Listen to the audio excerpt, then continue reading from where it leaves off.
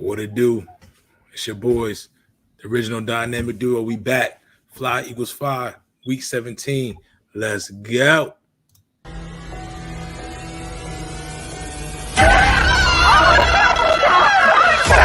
Let's go.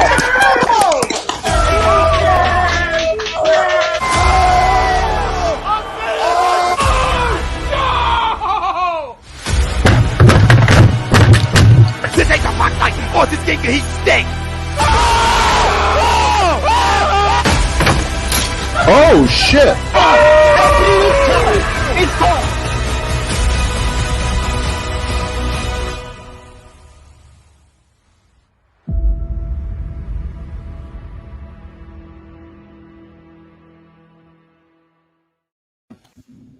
Yo, ladies and gentlemen, it's Birds of a Feather on A2D Radio, brought to you by FanUp, the best way to enjoy fantasy sports, daily NFL contests, and more. Win great prizes. Sign up today and use promo code A2D for 5,000 bonus points, which is a $50 value. We are live on Facebook, Twitter, YouTube as usual, also on Instagram. Can't forget Instagram. And if you're listening to us on Apple Podcasts, thank you. We appreciate you. Make sure you subscribe, comment, all that jazz. All that junk. It's your boy Chucks. I'm back after a 1 week hiatus. Last week was the wife's birthday, so we celebrated her birthday out with friends, and so I was not here last week, but I know your boy over to my left was holding it down with Jake Friel. It's your boy Pete. What's good, man? How you been? Good, man. It's been about 3 weeks since we've actually been together. I mean, Yeah. You had Mary's birthday last week. Shout out to Mary, the real strong man of the household. You know what I mean? And the week before, I was watching possibly the greatest MCU movie of all time. So far up until this point, I still have it as number 2, only behind Infinity War. That's for me personally. But yeah, man, it's good to be back. Got a little football to talk about. Got a little game on Sunday, and a little game. It could be a big game depending on how it plays out around 1:00. But yeah, I mean, let's get into it. Yeah, we've got a lot to catch up on in terms of me and you. We have been on screen, like you said, for 3 weeks, so we definitely have a lot to talk about with each other. We're going to kick off the first quarter of this show today by talking about one, Mr. Jonathan Gannon. There was some news regarding Jonathan Gannon. Excuse me, sorry. Goods and tight. Thank you. There was a news regarding Mr. Gannon earlier this week, so we're going to talk about him in the first quarter of the show. In the second quarter of the show, we are going to recap and give our thoughts on the Eagles-Giants game. That was certainly a little bit of a doozy, but in the end, we came out victorious. So we'll recap that. Third quarter, as usual, every week, we go around the NFL. We talk about all the other games, talk about latest news and rumors, anything you want to talk about outside of Philadelphia, we got you covered. Fourth and final quarter, we preview the Eagles-Washington football game this weekend, the Week 17 matchup, the pivotal matchup, which has a lot on the line for the Eagles. And then, of course, we cap off the show with No Huddle. But the first quarter of the show, which is brought to you by eXp Realty. If you're looking to buy or sell a home, if you're looking for a change in career or brokerage, contact Alan Foy of eXp Realty LLC at 302-682-8820 or visit him at alan.foy@eXp Realty. Like I said, we're talking about Jonathan Gannon and the poll question, which is brought to you by A2D Rant Booth, which is giving 20% off everything in their store, including hats, shirts, and team cornhole sets to their subscribers. Sorry, all campus, not A2D. A2D Rant Booth From all campus. At all campus. My bad. I had that all switch around. 2 weeks off. Sorry. So all campus, 20% off everything in their store. They are sponsors for our poll question, which is Jonathan Gannon deserves more credit and respect than he's currently getting. Agree or disagree? We've got the first comment of the evening, and that's brought to you by Manscaped. Get 20% off, free shipping with the code A2D at Manscaped. Todd Womack says, Philly Dilly fam. What's going on, Todd? Hope your Philly Christmas Dilly. and holiday was good. Hope you have a new year. Hope everyone has a new year. But before we get to that new year, let's get into this. Pete, does Gannon deserve more credit than he's getting? Agree or disagree? Was you say credit and respect? I And think respect, that's how yes. he gets credit for just dumbing it down and recognizing that he doesn't have the horses on defense to run what he wants to run, how he envisioned it. So he gets credit for adjusting. That would also lead to some respect as well. But I just think he's really putting the players, he just kept it simple. He's keeping it simple. I mean, don't get me wrong. I would say the shining light of the defense so far this year, because, I mean, if you look at it, you got the back end is kind of the same. You got the front end is kind of the same, minus Brandon Graham. But those linebackers have not been a sore spot in a long time. And we would say out of the defense, that was probably where we thought we were the weakest at, will be the linebackers. And not only have they played up to par, I mean, TJ Edwards is taking a step forward. Davion Taylor was on his way to take a step forward until he got hurt. I mean, and Singleton is just right place, right time most of the times. And sometimes he's in the wrong place. But it hasn't been a spot to where you can just consistently attack from game to game and call it a weak spot. You know what I mean? What up, Todd? You just can't really call it. It's not a sore eye. It's not a sore spot. It's not something that you look at and be like, damn, like every game, like, oh, our linebackers are gonna get exposed, our linebackers are gonna get killed. Like, and from scheme wise, it hasn't happened. If you look going all the way back to the last game that they really felt like they were just completely outplayed or didn't have a shot to win was probably Las Vegas. I don't have the schedule in front of me, but every game since then has been either won or it's been a close game, because I think they had, if I'm not mistaken, they had Vegas, obviously lost. Did they? Chargers? That was close. That was 27-24. Oh, okay. I get what you're saying. Yeah. You see what I'm saying? That was 27-24, and they kind of killed the clock at the end. And that's a different Chargers team than what you're seeing right now.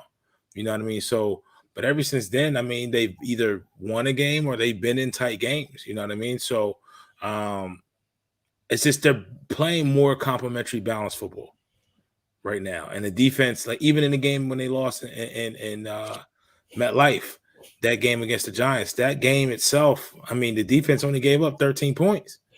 And that was with short fields. I mean, it is the Giants. You see the ineptitude. We saw that again this past Sunday. But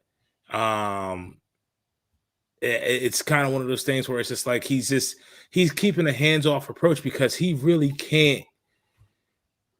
And it's kind of the same thing with Sirianni. They can't do what they want to do because they just don't have the players to do what they want to do. But the best thing is, though, being that they can't do what they want to do, so what they are doing, they're able to do it, but it's also successful. And it's been successful now for 7, 8, 9 weeks. If you take that Giants game out, that first Giants game out, I mean, this team has been one of the most consistent teams in the league. For what they give you on the field on a Sunday on both sides of the ball, they've been a mode of consistency. If you take out that outlier, if you take out that first Giants game, other than that, they're going to run the ball. They're not going to pass a lot. They're going to take their shots when they can, and the defense is a bend but don't break. It's not a shutdown. It's not a shutdown defense. It's just one of those defenses that's going to be bend and not break. It's going to make some plays here and there. You can count on that every week. That's like new money. You know what I mean? So I wouldn't say he deserves more credit. I think what he's getting is enough. I don't think somebody needs to feel like like others on this station, other on the platform. Still my antique dial head talking. Others on the platform think that Gannon should be fucking replaced at the end of the year, and I'm like, I don't see that, because you can't negate that he doesn't. Like, I can't sit here and say he needs to be replaced knowing that if we keep all 3 picks in this draft, that possibly all 3 of those picks, but more likely 2 out of those 3 are going to be used on the defensive side. That tells you right there where the team thinks that they're the weakest at and they need to improve. And that's on the defense. So knowing that, how can you sit there and say that dude needs to be replaced? You feel what I'm saying? No, Yeah. I don't. No, Sam, I don't. No, I don't want no parts. No parts. As soon as the kid say he want to go to New York to be in New York so his wife can be in New York, I'm good, player. Did he say that? I don't know if that's one of the things that I could see him thinking that. You feel what I'm saying? I've obviously I've heard that speculation. Right. Because, and I'm good on that. Yeah. Because listen, if you tell me right now it's going to take 2 picks and Daniel Jones to get Russell Wilson, I'll tell you right now, if that's the case, if the Eagles are in fact interested, Jalen Hurts, regardless of whatever reason is and how he's played, his stock is way higher than Daniel Jones. I'm just going to say that. And they already fucking like to run the ball. Oh, yeah. Absolutely. So, I mean, if you want to throw a flyer out there, cool, but I don't know. I wouldn't say Russ's arm doesn't look. It doesn't look as it has as much pop, but it's just I don't know, man.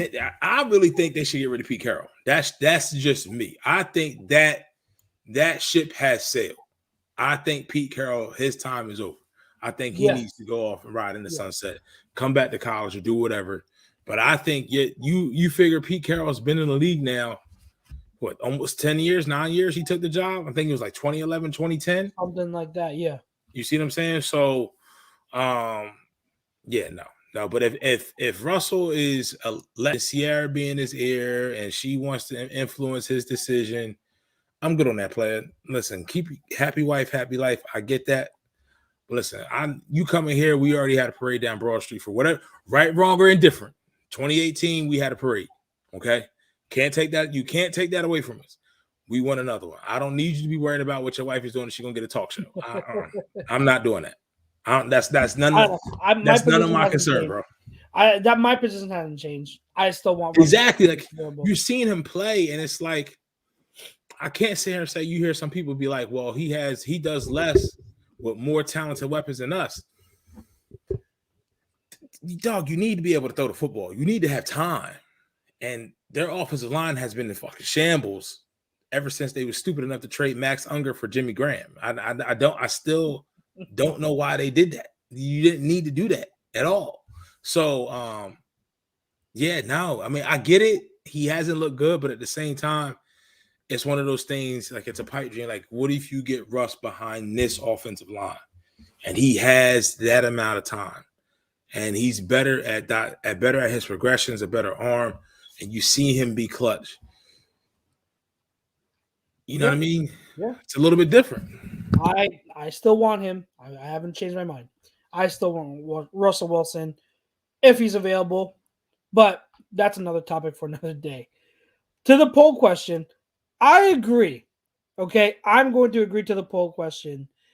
I think he deserves more credit and respect than he's getting currently, and that's because I've seen way too much disrespect towards Gannon recently on social media from people, a bunch of fans. Like, it's either they want him gone or Gannon's just okay, and I think that's not being fair to Gannon. I think we get there was the report by I forget who, but it came out that for the head coaching search, I think Peter Schrager, for the head coaching searches coming up, Gannon would be one of the names listed in terms of candidates to be interviewed, to look at.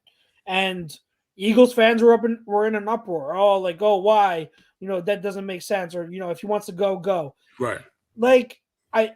And then you got Jeff Mosher, Jeff Mosher tweeting something about, look what Miami did to New Orleans, who's starting a rookie QB with no experience. They blitz. It does it sound familiar?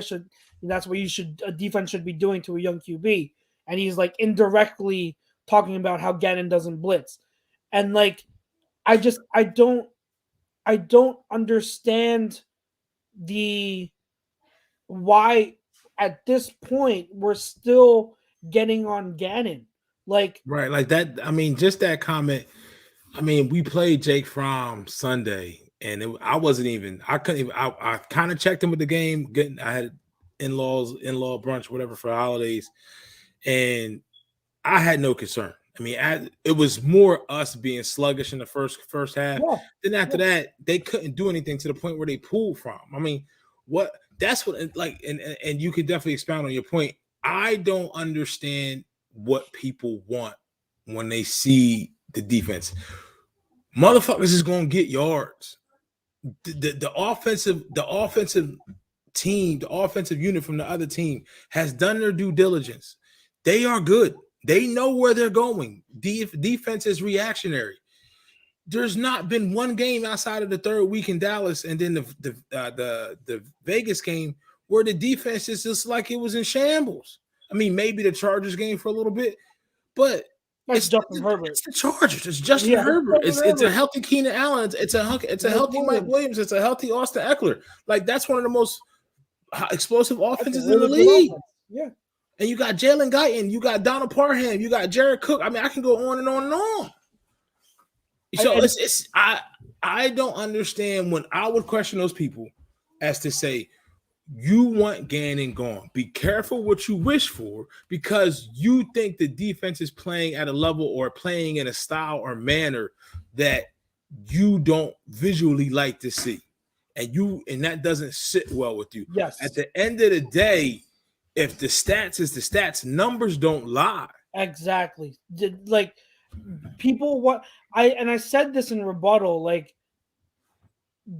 I feel like this fan base has an unhealthy obsession with blitzing. They want to blitz. They want to blitz. They want to blitz. The Buddy Ryan days, the Jim Johnson days. So they see an attacking defense. And they want to blitz. The blitzing is the answer to everything. Oh, like a weak offense, blitz. Strong offense, blitz. This isn't working, blitz. That's always the answer for fans that they want to give is you have to blitz more. And I'm not saying that a defense shouldn't blitz at all, but the thing is, Gannon has been blitzing more the past several weeks. He's gotten more aggressive in blitz calls. He doesn't do it as often as fans would like, and I think that's a big part of the problem. But he definitely blitzes in key situations now. We are getting the same result out of the defense, just in different ways. Yeah, Gannon's not sending blitzes, but he's disguising and mixing up coverages left and right. Yeah. Although we're not putting the quarterback on the opposing QB under pressure, we're confusing the heck out of them. They don't know what they're seeing pre-snap to post-snap. Which you couldn't say earlier, and that's the thing, Chuck. Once again, I'm just kind of piggybacking off of what you're saying so eloquently. In the beginning of the year, it was too vanilla. It was they knew they never got out of what they were showing pre-snap. Now it's kind of that maturation saying, okay, the guys know where they're supposed to be at. They understand the system better, and that's why you see guys like we talked about the linebackers coming into the season were looked at as a weakness. Now I wouldn't say they're a strength, but they're not a liability now. And they're also contributing and making plays to where now guys are being used in a way where they feel comfortable in their role and they can take more chances or they can be more aggressive. Real quick before you get to, I see a comment by Slam Rusciano. Says this defense won't be legit until they beat an actual contender. Listen, me and Chuck to be the first one to sit here and tell you, I don't give a shit who they beat. This defense is not going to be legit until they actually get legit players. Yes.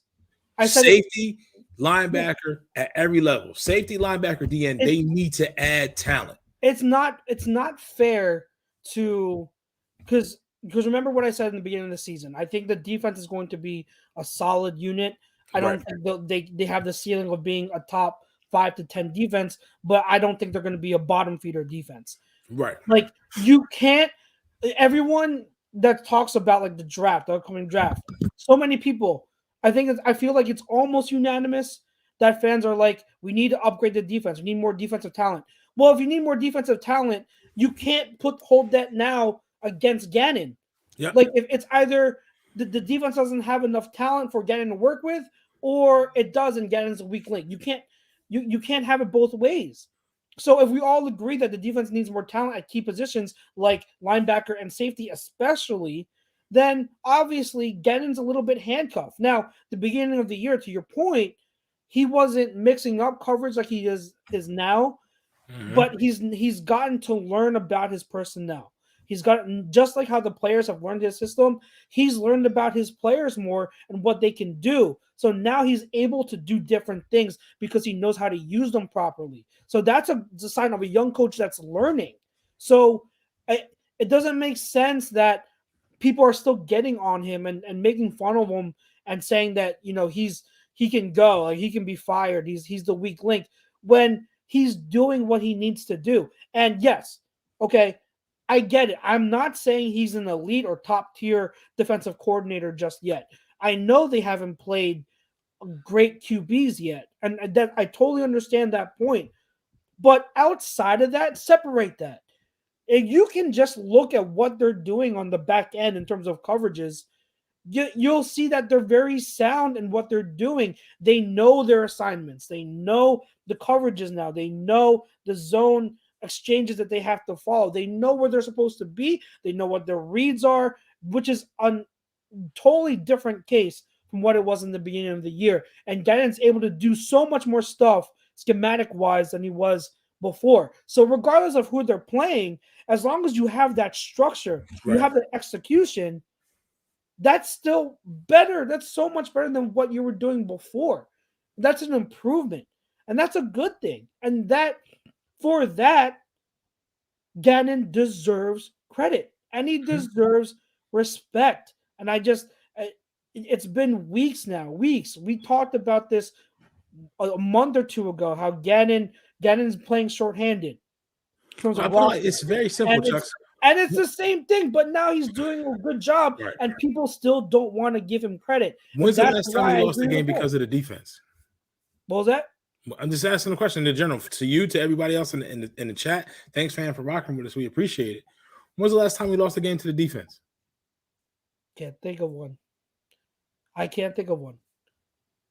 They're doing what they're supposed to be doing. Like we're playing bad opponents, but if the defense was giving 28, 35 points a game, then they're not doing what they're supposed to be doing. But they're doing what they're supposed to. They have no control over who they play, but if they're dominating the opposing offense, then that's what they're supposed to do. You can't hold that against them. Nope.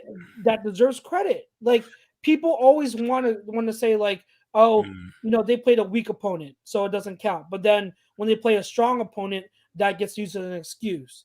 Like what? How? If they give up 17 to a Washington team and then give up 24 to like a Chargers or 27 to a Chargers team, the talent elevates you. You feel what I'm saying? Like the talent is better offensive talent. I'll give you 3 to 10 points extra. You feel what I'm saying?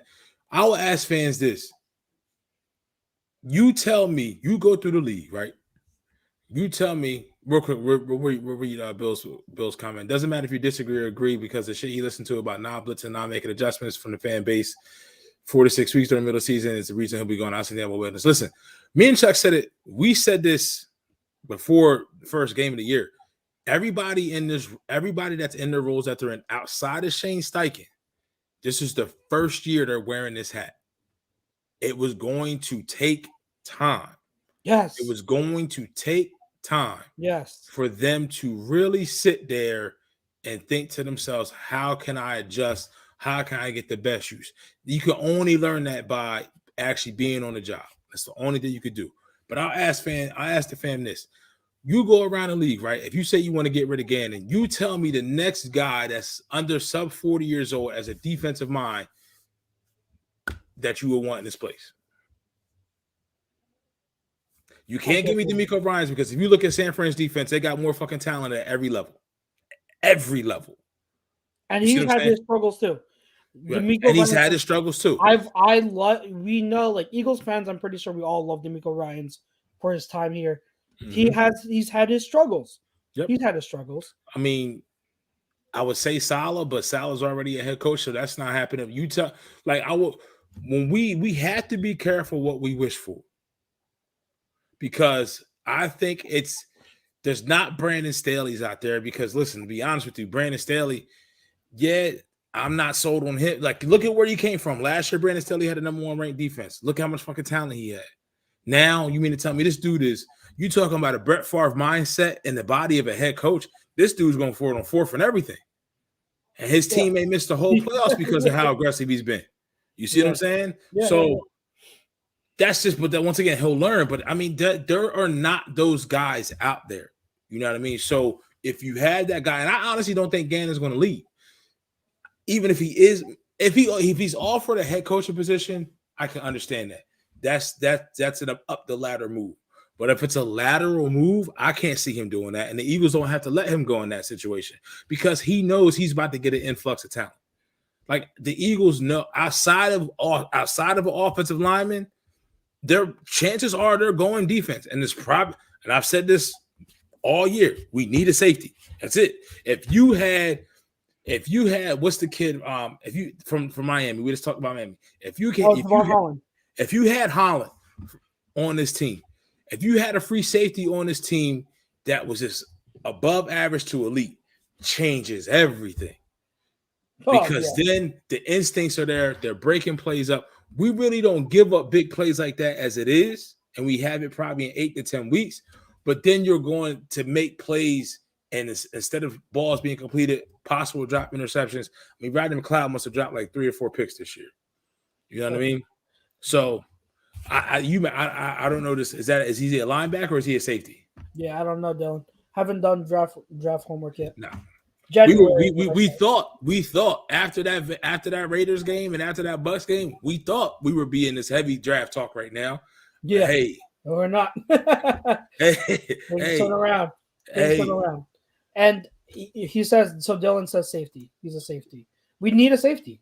We absolutely need a safety. I've bad. I don't know how many times I have to say it. I've been wanting us to draft a safety early for years. You need a free. You don't need, and you need a free safety. Yes, you need a free safety, especially with all the cover 2 and cover 4 that Gannon likes to play and mismatch. You need a cover safety. So, I remember beginning of the year when I was studying up on Gannon and doing research on him.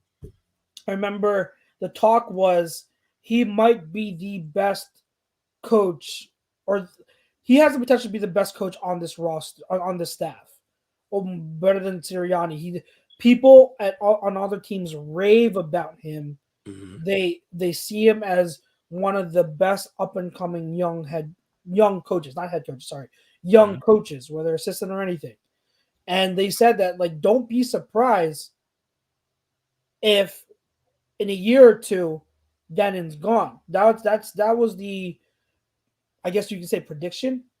That was the anticipation. Or forecast, I guess. The forecast.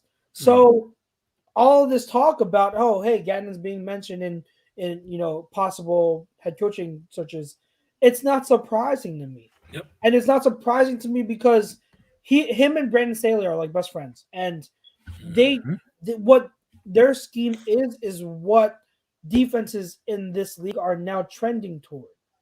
And that's what it is. So I'm not surprised. I don't think he's going to get a job. I think he's still too young. He's too green. He needs some more experience. So I think it's going to take another 2 years-ish, maybe give or take, before he can be really, really considered. So, yeah. Oh, to my point, look at Brigham in the comment. Maybe he'll blitz more if they get more talent. You see what I'm saying? He walks off. He can't. To blitz means that you leaving yourself vulnerable to other spots, and you just can't take that risk sometimes. It has to be a calculated risk. But to your point, what did I say? What did I say? Blitz. And it's very rare that you and Brinks actually agree. I just want to say that. Very rare that you and Brinks actually agree. But I'm just he brings up blitzing. It's my point. The fan base wants to blitz all the time. It's always. I wouldn't say blitzing. All the fan base, but when you blitz, it makes it seem like you're. How can I say this? Visually, it makes it seem like you're trying harder.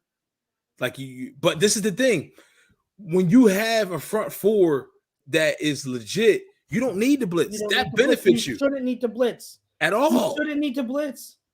You shouldn't. And here's the thing. I think this is another part of the problem, maybe a small part. I think the camera angles that we have play a small part in it. You only see the QB and the O line Yes. and the line of scrimmage. So the average fan, if they're watching on TV, The that's casual all they're fan. focused on. So if they see a blitz, they're like, okay, this is the result of a blitz. They don't see what's going on in the back end, and it's not their fault. So this part, it's not their fault. The camera is supposed to show where the action's at. Yeah, exactly. So the camera's showing one part. The average fan, all of us, we don't see what's going on down the field. We just don't. That's why a lot of the times I try to save opinions or judgments till after I watch tape because I don't know what's going on in the back end. I don't know what the defense is showing. I don't know what the wide receiver routes are. So, they don't see it, so they can't really see that, hey, there's a lot of disguised coverages on the back end. Fans at the games are the only ones that can maybe see it. They can see okay, like Gannon's showing this, he's rotating, or Gannon's showing this coverage, and it's a totally different coverage. Now he's blitzing the corner. Now he's blitzing the safety. Like they don't see that, so it's tough because you can't hold that against the fans. Right. But I just wish fans were more open to realizing that there's more to defensive play than just blitzing. Brinkman. Yeah. And defensive coordinators aren't like running backs where you can just there's a dime a dozen because guess what? The good ones generally get head coaching jobs a la Robert Saleh. I mean, you got your Wink Martindales and things of that nature, but I mean, those guys, they're a little older. So if you're a DC, if you're a defensive coordinator and your defense is hot, I mean, fuck, like shit. How many Seattle defensive coordinators got fucking head coaching jobs? You see what I'm saying? Yeah. Dan Quinn, Gus Bradley, shit. Like, I mean, for a hot run, if you was the hottest job you wanted as a defensive minded understudy was you wanted the Seattle defensive coordinator. Because if you was a Seattle defensive coordinator, chances are within 1 to 2 years, with as much fucking talent as they had on defense, you were gonna become a head coach. Yeah. And look what Dan Quinn did before I get to here. Dan Quinn struggled in Atlanta because he stuck to his Seattle cover 3 scheme. He's having success in Dallas because he's changing it up. Yep. And he has talent. Look at Brinkman's comment here is what drives me nuts.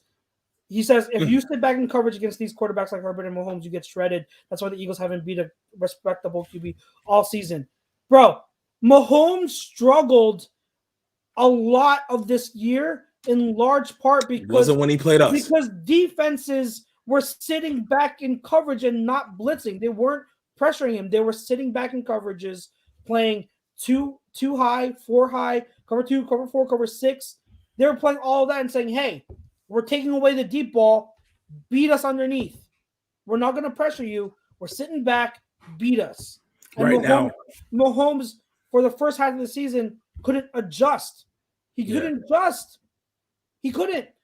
But now you've seen the last few games, he's starting to know that the defenses are taking away the deep ball, so he's getting everything underneath. So now the defenses have to adjust to that. That's what happens, Brickman. Like you can't ignore what a good disguise coverage does. Like this isn't Jim Schwartz. And that was another thing before we get to the quarter 2. I just want to say, weeks ago, people were screaming to have Jim Schwartz back, saying, "Oh, he's better than this guy." It's so funny how much short-term memory loss this fan base has. Jim Schwartz never, ever changed his philosophy. He played in one scheme most of the time, one coverage. No matter what talent he had, he always played that coverage regardless. And if you want proof, look at what Rasul Douglas is doing in Green Bay. Rasul Douglas was never a scheme fit here, yet Jim Schwartz refused to change his scheme and play Rasul Douglas in ways that would help Rasul Douglas. Now Rasul Douglas is over in Green Bay, playing a more beneficial scheme to his skill set, and look what he's doing. Look how he's playing. So Again, I think who's the DC there? I forget his name. I'll look it up right now. Packers defensive. But no, But- you make valid good points. The thing is, and that's Joe the thing, Barry. Joe Barry, right? So it's like you got to be calculated with the defense. All I'm saying is, listen, it's not enough talent on the defense. Would you like to see him? Would you like to see him be more attacking? Yes, but when you make those, you take those risks, and if the offense calls your bluff, and they call it in the right way, guess what? That risk you took just gave up 6. Because that's what when Jim Schwartz did blitz and it was 0 blitz, what happened most of the time? Yeah. We didn't have the coverage on the back end. There you go. I mean, it's not, and then we just said true about Douglas. It's not just Rasul, but also Sidney Jones has been in the league now, starting for Jacksonville, now starting for Seattle. I mean, it's one of those things. It's just like you have to be the marriage of the scheme to the player and their skill set and what you ask them to do. Definitely makes it more worthwhile. And I think Gannon has done that to a point. I will give him that because he realizes, like, okay, this is what I wanted to. This is what I want to do. This is the meal I'm trying to prepare, but I don't have all those ingredients, so I can still make a good meal, and I have to do this. You see what I'm saying? So it's just one of those things. I just like it's a very good topic, and it's a good topic, especially when the team is playing well. Yes. You know what I mean? So when you hear the criticism of him and the team is winning, it's like, does a punt come into play when the quarterbacks they played haven't been great? Yeah, it comes into play. It's shocking to me when we beat the Giants 34-10 and they got a garbage time TD against our second string and saying blitz. We weren't trailing in that game. We weren't slowing that game because of the defense. We were slowing that game because of the offense. I would love to see. This is going to sound crazy. I would love to see the way that we play offense now and how we run the ball and how we take the clock, that team versus that Chiefs team. I don't think we win the game. Let me say that. Yeah. But I think the game is different. I think that game has happened so long ago. Yeah. It was like week 4. And then even the Bucs game, it happened so long ago that to where the offensive inefficiency led a lot to the extra pressure on the defense. And Gannon, and to be fair too, Gannon wasn't doing what he's doing now. Gannon was, again, he was predictable, and so he wasn't doing it right now. Like, that's to Brinkman's point, you know, Mahomes didn't struggle against the Eagles. Yeah, because they didn't disguise anything. They were still struggling, figuring stuff out. I bet you if our team now played against that same Mahomes early in the season, would have been a different story. But again, that's a lot of what ifs, so I get it. But my whole point is, like, Brinkman, just because you want blitz and you want, like you said, you want blood, you want to crack skulls, doesn't mean that's the only way to play defense in the NFL. It's just not. It's just not. Like, there's more to it. So, and listen, people don't want to say this. I will. It's not going to be a popular opinion. I love Jim Johnson. God rest your soul. When he did what he did, what he did it with, he had Weapon X, and that's point 1. Point 2 is the NFC fucking sucked. Yeah, it was bad. And he did have, and I don't like saying, like, trying to do this against him, but look at the roster, look at the corners he had. Bobby Taylor. He went from Bobby Taylor and Troy Vincent to Lito Shepherd and Sheldon Brown. I mean, the linebackers. He had studs after that. Yeah, he had studs at every level, and he had Dawkins during that point. And then, I mean, you look at Dawkins. I forget who the free safety was in the early 2000s, before Michael Lewis, who was not free safety, but the strong safety. Because I know it went Lewis. I know it went Lewis to Quentin Michael, but I forget who it was before. Yeah. The name is escaping me. But just to kind of give you an example, that he was able to do what he did because of the fact of who he had. When you see these exotic blitzes, when you see these people get home, you go look at the defense that they have. Go look at the back end talent or the front end talent that they have. You don't see the Rams taking those risks. When the last time and blitzing like that all crazy? Because guess what? They don't need to. Yeah, San Fran may blitz every once in a while, and they do it with a corner. They may do it with Jaquesty Tart, but once again, they got talent. I mean, Fred Warner. I mean, I know Drake Greenlaw's out for the season, but that's another guy they get back. It's gonna be a stud. It's now. I saw one question. Samuel Rose said, "Do you trust the Eagles in the draft?" Listen, everybody can get better, right? Hopefully the scouts hopefully Howie listens to the scouts. 2021, our 2021 class doesn't look bad at all so far. Oh no, our 2021 class actually looks pretty good. They actually look pretty promising. Shockingly, they actually look pretty promising. So, we can leave it at that. We can leave it at that. You want to roll us into quarter two? Yes, sir. Quarter two is brought to you by Body Check Wellness. Is a line of products that promote wellness, balance, and recovery by using the full potential of the hemp. They come in extracts, blends, gummies, and topicals. Use promo code you already know A2D for 25% off your order at bodycheckwellness.com. Once again, the promo code itself is A2D at bodycheckwellness.com, 25% off your order. What up, Don? Don, what's good? So for quarter two, I believe we have recap. Eagles Giants recap. I mean, I know we took a little extra time on quarter one, and we kind of could do it because of quarter two. I mean, they struggled. Jalen was rusty. I don't like the slow starts. I don't know why we have them, because against better competition and for what this team is trending towards, you really can't have that. You know what I mean? And the one thing I do like now is the fact that each game gets bigger and bigger and bigger. They don't have a lull, because to get where their goals are, they have to win out.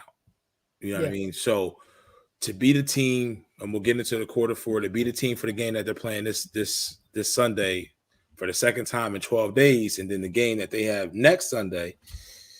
And what we saw this past Sunday with the Giants, I mean, it was the team itself that they just needed to get on track. It was very similar to last Tuesday.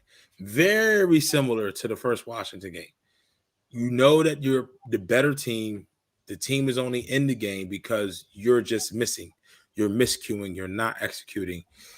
And then ultimately, by the team's inexplicably lack of talent or lack of execution on the other side of the ball, you're able to come into the game and get your rhythm and then get right and get a win. I will ask you this question. I heard it the other day, right? And listen, the longer and longer this shit goes on, and the Eagles history goes on, the Eagle lore goes on, what he did was bad. But I think 10, 15 years from now, we'll look at this dude differently and realize how much of benefit. He wasn't as much as a deterrent as we want to think. This Eagles team right now, rushing the ball on the offensive side, is like the fourth best in the modern era of football. Okay. And this is just the Eagles itself in like the last 25 years. What season do you think is number two?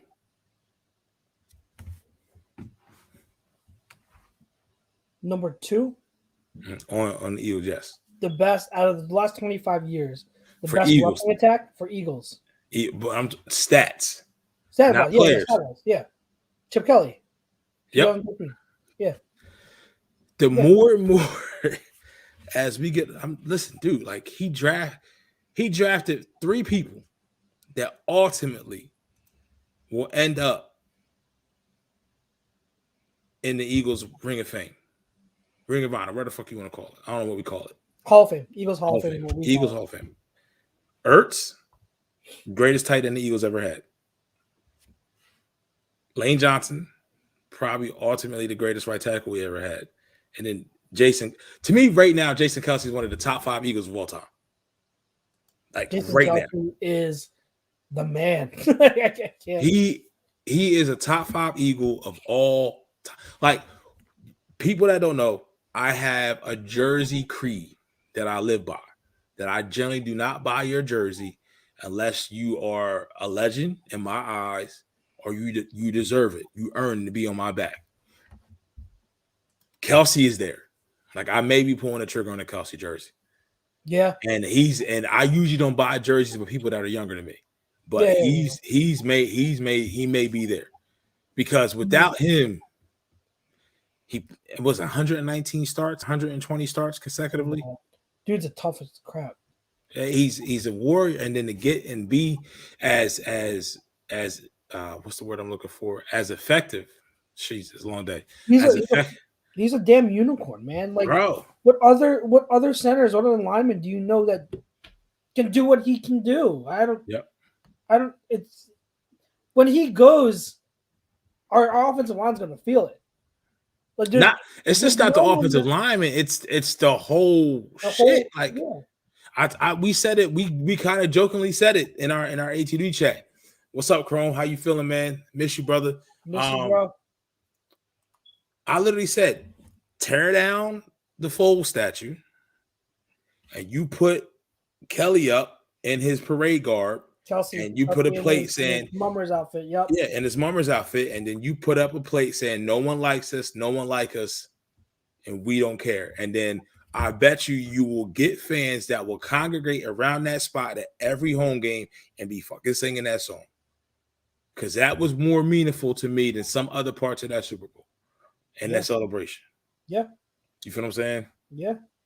So absolutely. That's me. But yeah, I mean, I don't really have anything to take away from the Giants game. I mean, it is what it is.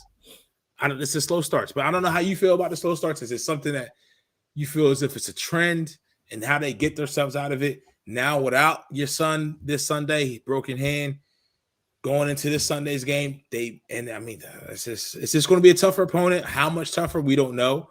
But I think WFT is a better team than the Giants. So how do you see us being snake bit by this? How do you see us from this game? Give me your insights, and then what some things in without getting into the actual preview, but there's some things that you saw that they corrected that to get them out of that phone. First of all, like the slow starts, I don't want to say inexcusable, but like you can't have that. I do think part of it had to be the weird game scheduling. Like you play on a Tuesday night, and then the offense started off with that weird Dallas Goedert heel interception. So that throws like your whole like what the heck just happened? And that throws you for a loop. And then 5 days later, you're playing another game. So I think again, it's not an excuse. It's not with the fumble and the kickoff. I remember that. Yeah, and the fumble. Yeah, I know. It's the scheduling is not an excuse, but I think it is a small factor. So I'll say that too. I hope it's not a trend. I think it's just again. Hopefully 2 games that were a little odd, and that's what we're done with. That being said, going into this game, we can't take them lightly. Like it's hard to beat a divisional opponent twice in it'll be less than 2 week time span. 12 days. 12 days, less than 2 weeks. It's hard to defeat an opponent like that twice. We cannot take them lightly. So. I really hope that it isn't the case. But Eagles Giants, I think we talked a lot about the defense. Offense will start. I haven't gotten a chance to look at everything on tape yet. Game Pass, I say it every week on Twitter. I hate Game Pass with a passion. Like I just think the Eagles do that shit on purpose, bro. God, like the coaches. That's so Philly of them, by the way. It didn't start coming out till this morning. I woke up at like 6 a.m. before work to try to get a head start on it. But they didn't put out all of the films. Because what happens is you have play-by-play, right? You have your list of plays chronologically on the page. And then you click on the play and it gives you the coach's film. It didn't have all the plays. It had maybe like 30 to 40% of the plays throughout the game. So half of the plays I couldn't even look at. Right. So I'm like, I can't watch just some of the plays. Like I have to watch. So throughout the day I was checking and nothing. I stopped checking like this afternoon. So I haven't been able to watch the tape. What I have been able to do is watch Fran Duffy on the Eagles YouTube. He's awesome. He does it every week. Like his stuff is great. Great production too. My God. Like as a video editor, as like an amateur video editor, I can't even I don't even know how they do that kind of stuff. But anyways, and I watched him and Mark Schofield. Mark Schofield broke down some of the plays too. Mhm. Really good stuff. I think overall Hurts had a good game. I think overall he had a good game again. Slow start, but it's more of the same that we saw from the Giants game. He had some missed throws. He's still not seeing the field consistently, but he had some really nice plays in the pocket. He had some really accurate throws, really good. Like you can start to see the anticipation get better. He's getting better in terms of anticipation. He is. It's not fully there, but I, for one, can tell you that he's improved in that department. I want to also address. I know because remember Sirianni and Hurts talked about that one play in the red zone where Goddard was wide open. They broke that down so eloquently, man. Yeah, they even did. Jalen did. And I posted the clip not only in our A2D chat, I posted online. And I know the other guys at the in this company, they talked about it the other night on Monday, and they were kind of poking fun at it a little bit and saying so many people ate that up, blah blah blah blah. I just want to make it clear that I don't see their explanation as an excuse and okay, then you're fine. Yeah. It's not an excuse. The reason why I loved that explanation is because one, we don't get a lot of that stuff from players. Mm-hmm. We got it weeks ago. If you remember Cooper Kupp for the Rams, he broke down one of the plays after the game, and everyone loved it. I thought it was great. I think getting more football talk like that it helps. It helps us understand stuff. Now, before you continue, right? I just want people to think about the ones who poke fun on it and the people who just took it tongue in cheek. Think about that same breakdown and him then saying he saw a guy that open, so he went against script, and then he hits him. It's a completely different outlook, right? So, like you said, it's not an excuse, but it's a thought process and an understanding as to how he missed that. Go ahead. Yeah, exactly.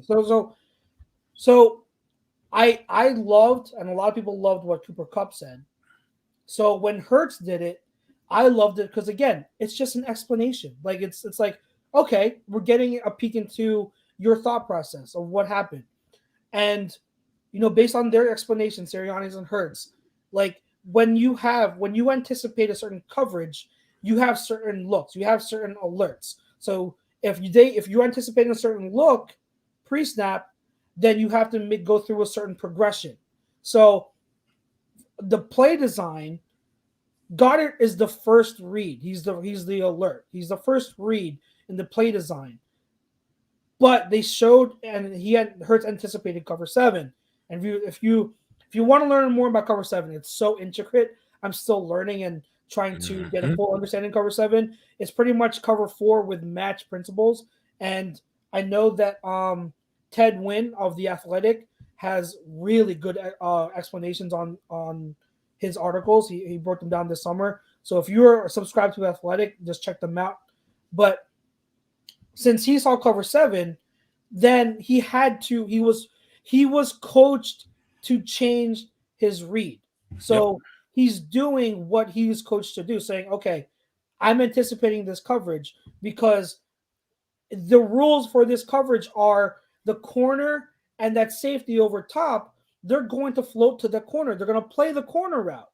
So why would I go there with my first read? So he had to change his reads, and now the first read is Quez on the underneath dig, underneath the shallow cross, and then was it Gainwell, the running back Gainwell out of the backfield.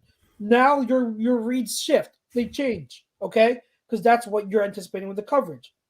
You do not, as a quarterback, anticipate or expect a breakdown. You don't go into a play. You don't hike the ball and saying, oh, the defense is going to break down, and that part blown coverage. It's a blown coverage. You don't anticipate that, but that's what happened. Okay, that's what happened. So Hurts, he read it. He went through his reads as he was supposed to. And what I will also criticize Hurts on is I think he was late to Quez. I think if he throws it earlier, Quez is able to get into the end zone. So, again, I'm not excusing Hurts. It's not an excuse. I'm just going through what I understand from his explanation. So he Mhm. was late to Quez. Now, would a more capable or a better talented QB like Tom Brady, Aaron Rodgers, Patrick Mahomes, would they have been able To get to back to have that read. full field vision to be able to say, hey, wait a minute, even though that's my first read, there's a coverage breakdown in the corner. Let me hit Goddard. Absolutely. I expect that from elite quarterbacks. I expect them to be able to see the field that well. But I'm pretty sure we all understand Hurts is not an elite quarterback. He's not. Mhm. He's still, what did I just say not too long ago? He still struggles with seeing the whole field. Right, So, and that's kind of like you saying that's not necessarily off script by him. You can't go into a play thinking that the other team is going to make a mistake or the other yeah, side's going to make a mistake. Like, yeah. I'll give you an example real quick. The Dallas blowout of WFT, the team that we play Sunday. The first drive, first touchdown. It was the pass that Zeke out of the backfield.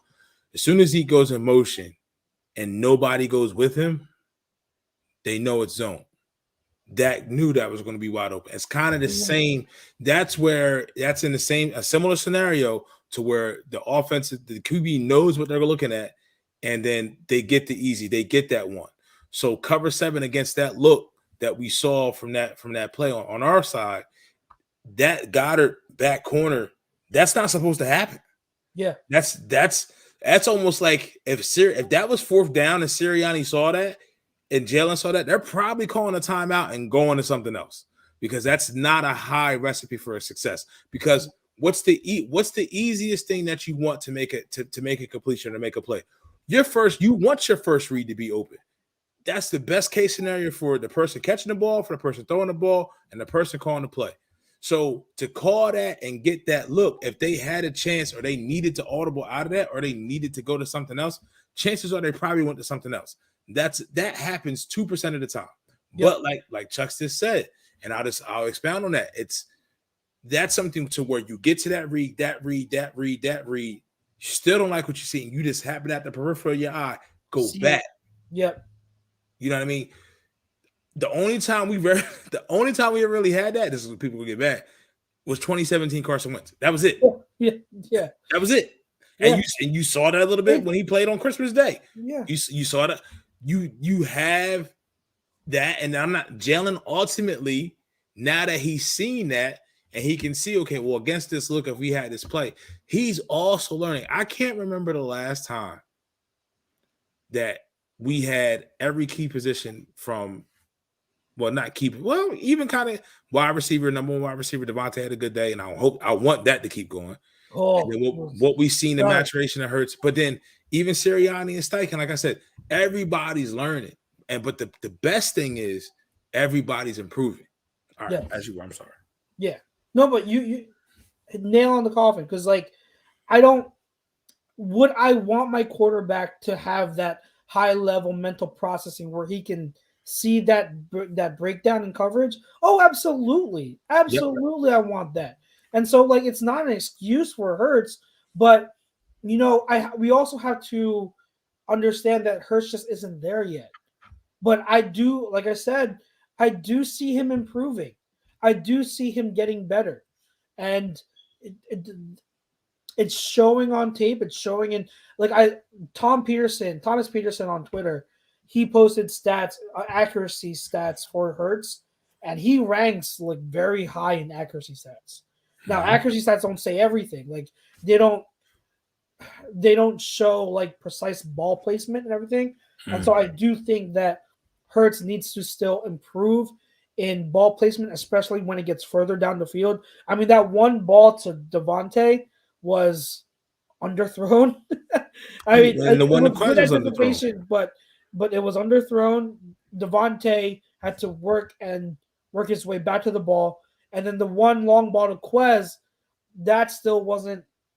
Quez had to make a standing play on that. But again, like, what I like about those plays is that the anticipation has been much better. Jalen on the DeVonta throw, what I liked was that he pumped one way, to see what the corner was going to do. And then once he saw that DeVonta was even, so what we always say, when wide receiver's even, he's leaving, right? That's a saying. So he saw DeVonta was even. He's like, okay, go. So like that was a good example of improved anticipation throwing by Hurts. The one to Quez, again, great route design where it's like the Chargers have done this with Herbert a lot, where they'll do a bootleg and they'll flood a lot of routes, crossing routes to that side, to the play side, the bootleg. But then they'll have one route where it'll break off and it'll go back toward the opposite end of the field. And Hurts threw it exactly when he's supposed to. Good timing. It just was a little far ahead instead of a little flat. So you want him to have it more toward the sideline so that's away from the overtop safety. But again, like at least I'm seeing improvement in the anticipation, and so that's stuff I love to see. So I think that Hurts had another good game. If he keeps playing like he did, I do think we will win this Sunday. You got to keep running the ball. And the beautiful thing about our team, if we should make the playoffs, and why we can give some teams some trouble. Well, one team. Let's start with one team first, not some team. Yeah, sorry, one team. I don't know if you listen to tape heads, but today's episode or Tuesday? Yeah, not today's so yet. No. Dan Orlovsky made a good point. The one thing that makes us different than any other team in the NFC is that we don't need our QB to play at an elite or great level for us to win. Yep. Our strength of our team is our run game and our offensive line. Jalen Hurts can play an okay game, and we still have a good enough defense and a dominant offensive line and running game where we still could win. Yep. And so we don't need Jalen to be outstanding. We just need him to be good enough. Right. So that's what's different about our team. And it makes me, listening to that, I was like, that's very true. And I really, really hope, we keep this momentum going against Washington. As far as Miles goes, so unfortunate. I didn't see the play. I didn't see it either. I don't get it. I don't know when he heard it, but I'm surprised that he didn't go on IR because that means they do expect him back less than 3 weeks. So maybe we do get him back if we make it to the first round of the playoffs. We'll see. But he didn't go on IR. If they anticipated to be gone for more than 3 weeks, he would have been on IR, but he's not. So Don real quick says the Colts don't need Wentz to be elite either. Listen, I may not. I agree somewhat. I may not agree all the way because listen, I got Jonathan Taylor in 2 of my fantasy leagues, and I'm in the championships with both. My man had 100 yards, but 45 of them bitches came on the first play. So I'm just gonna keep it like that. Yeah. You know what I mean? So don't get me wrong, Jonathan Taylor's a bad man, but once again, they had 3 of the 5 offensive linemen out. It's one of those things where you need to be healthy at the right time, and I mean that's why I feel Tampa Bay may not repeat.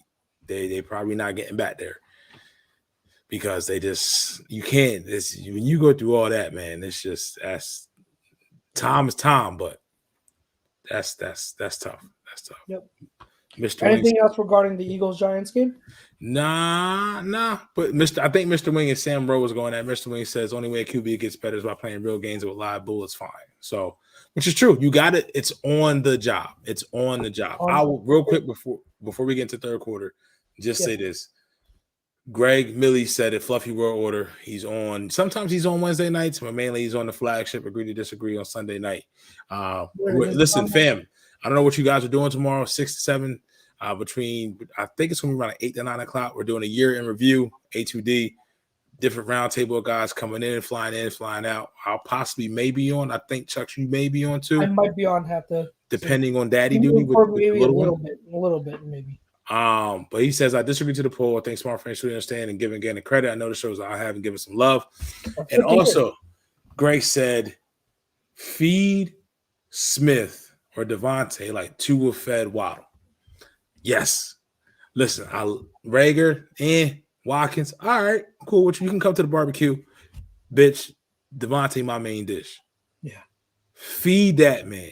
Goddard and DeVonta have to be your top That's Goddard, DeVonta, Howard, Scott, whatever you want to do. Yep. You feel what I'm saying? Yep. Absolutely. All right. So good talk about Eagles Giants, guys. If you still have comments about the Eagles Giants game, or even Jonathan Gannon, you want to give your 2 cents, keep those comments coming. We've got a great activity going on in the chat room, so keep it up. Our third quarter, we're going to the second half of the show now, and the third quarter is brought to you by Dr. Paul Vidal at Specialized Physical Therapy LLC. 2 locations, Burlington and Cherry Hill. Make them yours. SpecializedPhysicalTherapy.com. Let's go around the league. You want to recap some of the games from Week 16, or you want to do some previews? Why you want to do this? I mean, Josh Allen is a bad man. We said the Bills were all Josh Allen. Well, man, he came up large against the Patriots, man. Josh Allen is he was a bad man in Foxborough on Sunday. Joe Burrow, once again, I think Cincinnati's finally starting to believe the hype. They're starting to be consistent. We'll see a big game this week against the Chiefs at 1:00. Probably the biggest game in Paul Brown Stadium in a little bit. I actually went against him in fantasy this week and still managed to win. I don't know how. My man put up 525 yards and 4 touchdowns. On one of the touchdowns, he would have had 5. And one of the touchdowns would have got called back. Steelers are done. They may be making a switch there. I'm trying to think. And WFT, man, I don't know. I don't know what's going on with that. But that's really the ones that stand out. I'm trying to think. Jets get their 4th win. Lions in Atlanta was actually a decent game between 2 Midland teams. I know Atlanta's kicking themselves in the ass for not drafting the quarterback. I mean, Kyle Pitts is nice and all, but real quick, I want to talk about last Thursday's game. Which one was that? It was a San Fran, Tennessee. Tennessee. Okay. So, because I'll speak. Tennessee is just a grindy team, man. They're just a gritty, grindy team. And if they get old boy back, and he's somewhat right, and they get AJ Brown back, and they get Julio there, that bitch is gonna be tough because they have an opportunistic defense. Kevin Byard is opportunistic. He's around the ball at the right times. They don't give a lot, and that game was good.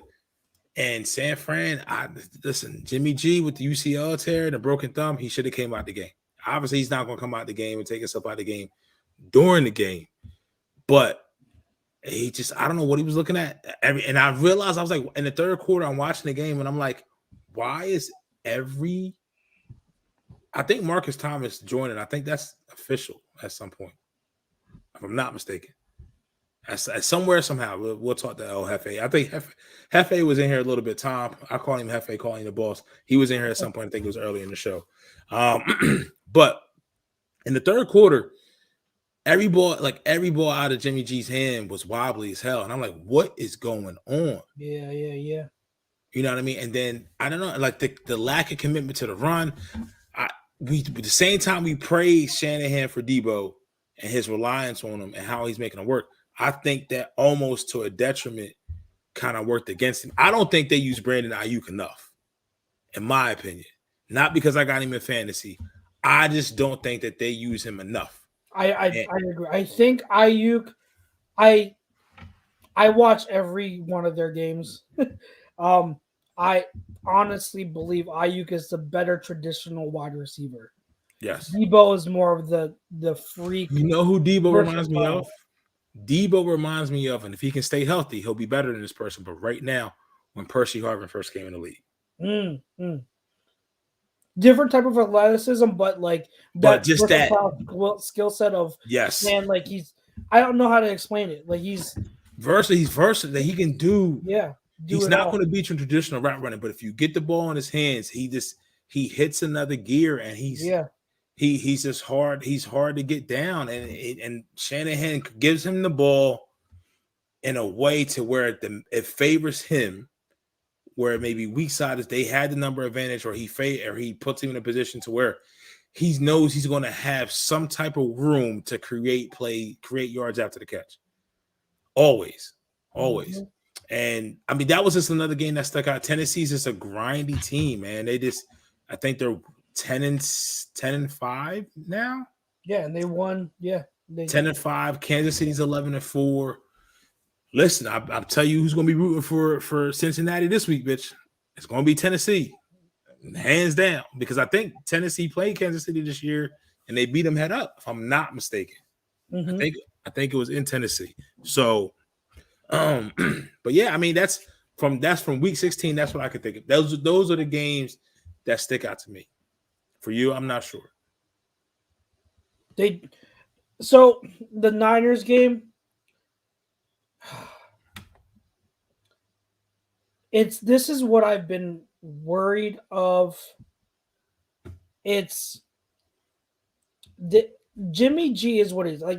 People make out Jimmy G to be like a horrible quarterback. He's not a horrible quarterback. He's an adequate quarterback. He's like he's in that area where you have like your Jared Goffs and stuff like that. What's the tier that we have him in though? Like Dano says it, you don't win because of him, you can win with him. You can win with him. That's who he is. Yeah, and like win with him on the lower spectrum. Because they're like, I think Ryan Tannehill is a quarterback you would win with, but he's on like the upper spectrum. Like he's. You know I think San Fran would have a better record if Tannehill was a quarterback. Yes. Yeah. But he's not horrible. Like, see, with Jimmy G, he knows how to execute that system. Mm-hmm. And man, like there are times when he can throw dimes. Like he can be a very accurate passer, and he does certain things that are really good for a what do you call it, like a game manager. But then there are also some times where he just doesn't he doesn't see he makes boneheaded decisions, and I can't explain it. And like sometimes his accuracy just goes off. Like this is what I feel like Jimmy G. There's a certain cap that the Niners have with Jimmy G. They can only get so far.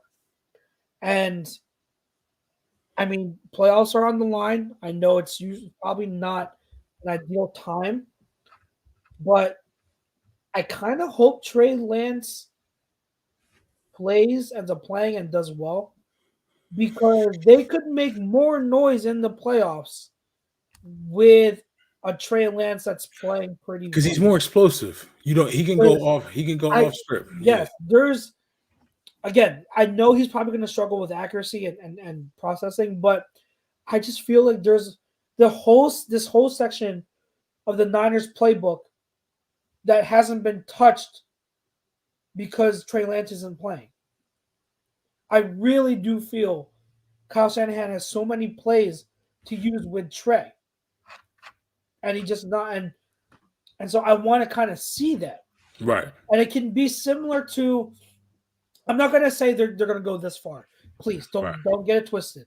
But remember when the Niners did go to the Super Bowl that year, and I forget exactly when, but Alex Smith got hurt. Kaepernick came in. And they didn't make it that year. That was 2011. Are you sure? I could have sworn they made it when they made the switch. Oh no, you're right. You're talking 2012. Yeah. You're talking 2012, switch, right? They made the switch. Kaepernick came in. They started doing a lot of zone read stuff, and they made noise in the playoffs. They made it all the way to the Super Bowl. They were a play away from.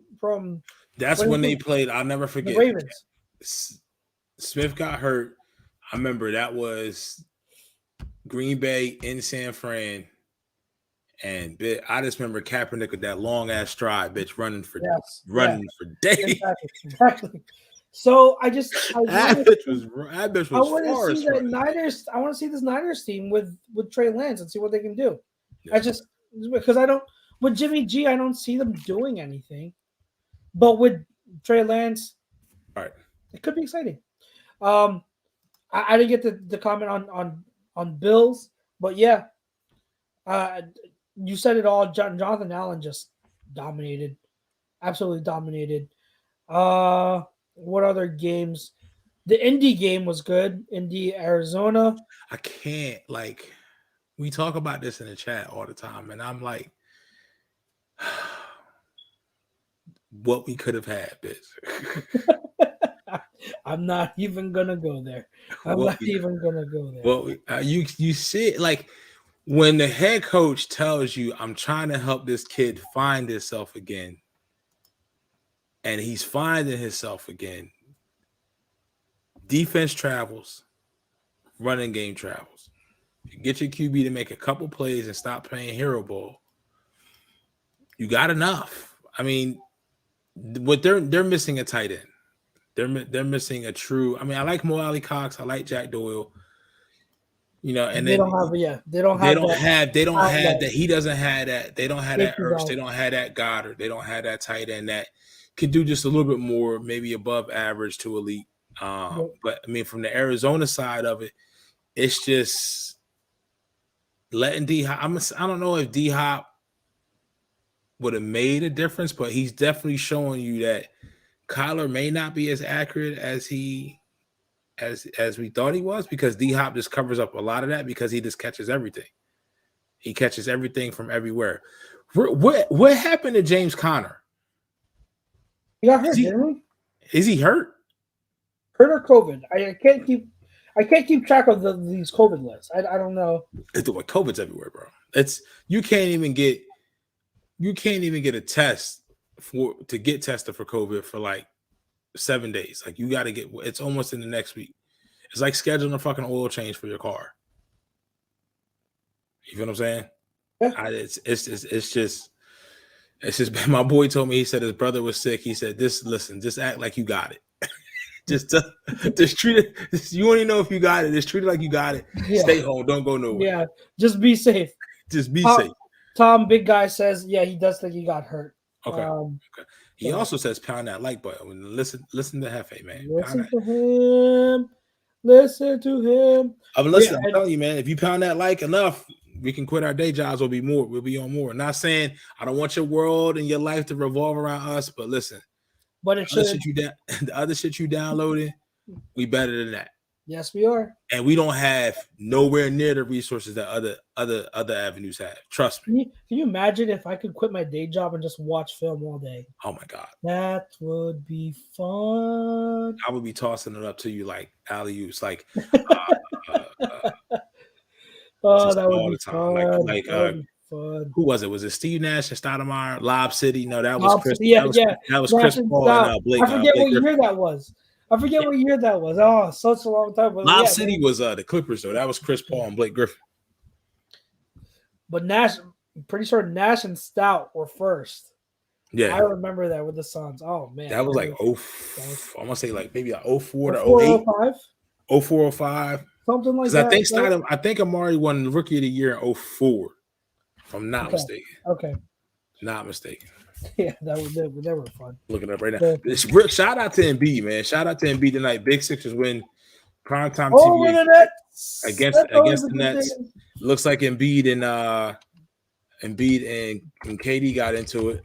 So if you see a burner account, but Brooklyn somewhere is talking trash on Embiid, it's probably KD behind the shadows. But yeah, FKD. KD can go kick rocks. I'm not a big KD guy, but anyways, go ahead. Are there any other games? I know that the Packers game was closer than what I expected. I'm looking in the fourth quarter. The Browns score a touchdown. I'm like, oh wait, it's a 2-point game. Yeah, just the Browns. The Browns are loaded on defense, and and Garrett didn't play, and I think the Packers just put it on cruise control, man. Yeah, they did. Nah, it ain't gonna be on cruise control this week. I'll tell you that. No, they won't. They better not be. Listen, they got a receipt from Minnesota. I can tell you that. That's their last loss. Speaking of, so Minnesota, LA. Can I just say this? Okay, go ahead. Let's just say this. We are seeing, because we talked about because we just talked about the Browns. It wasn't OBJ's fault. It wasn't OBJ. It wasn't OBJ. Bro, did you see that route Yeah. for that touchdown? Woo!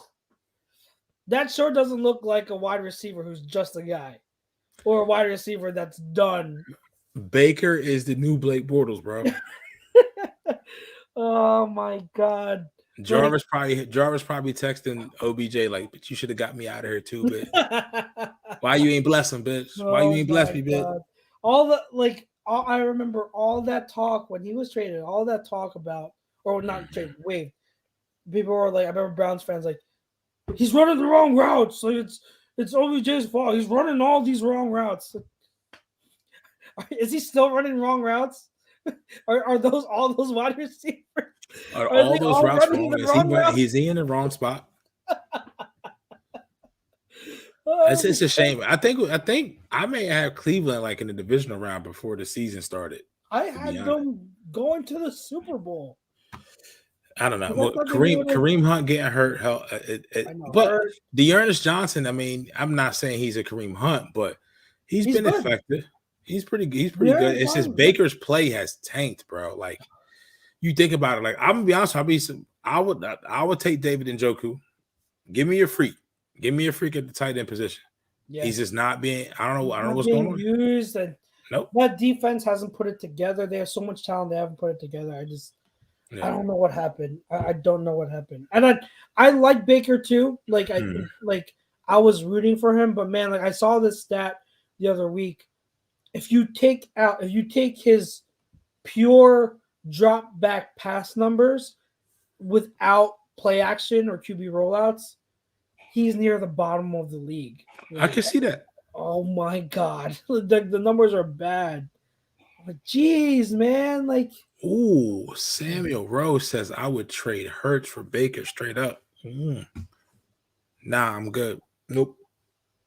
Because I got to pay Baker pretty soon. Nope, I'm not doing that. I don't know. I want to stave off paying my quarterback for as long as possible. That's true. Because that's when you better have your drafts got to be on point, as we've seen. And I was wrong. Amari was 03, LeBron was 04. So I was close. Okay. Yeah, it's around that. I was close. I was within a year. I knew it was around that time. I knew it was a time. Yeah.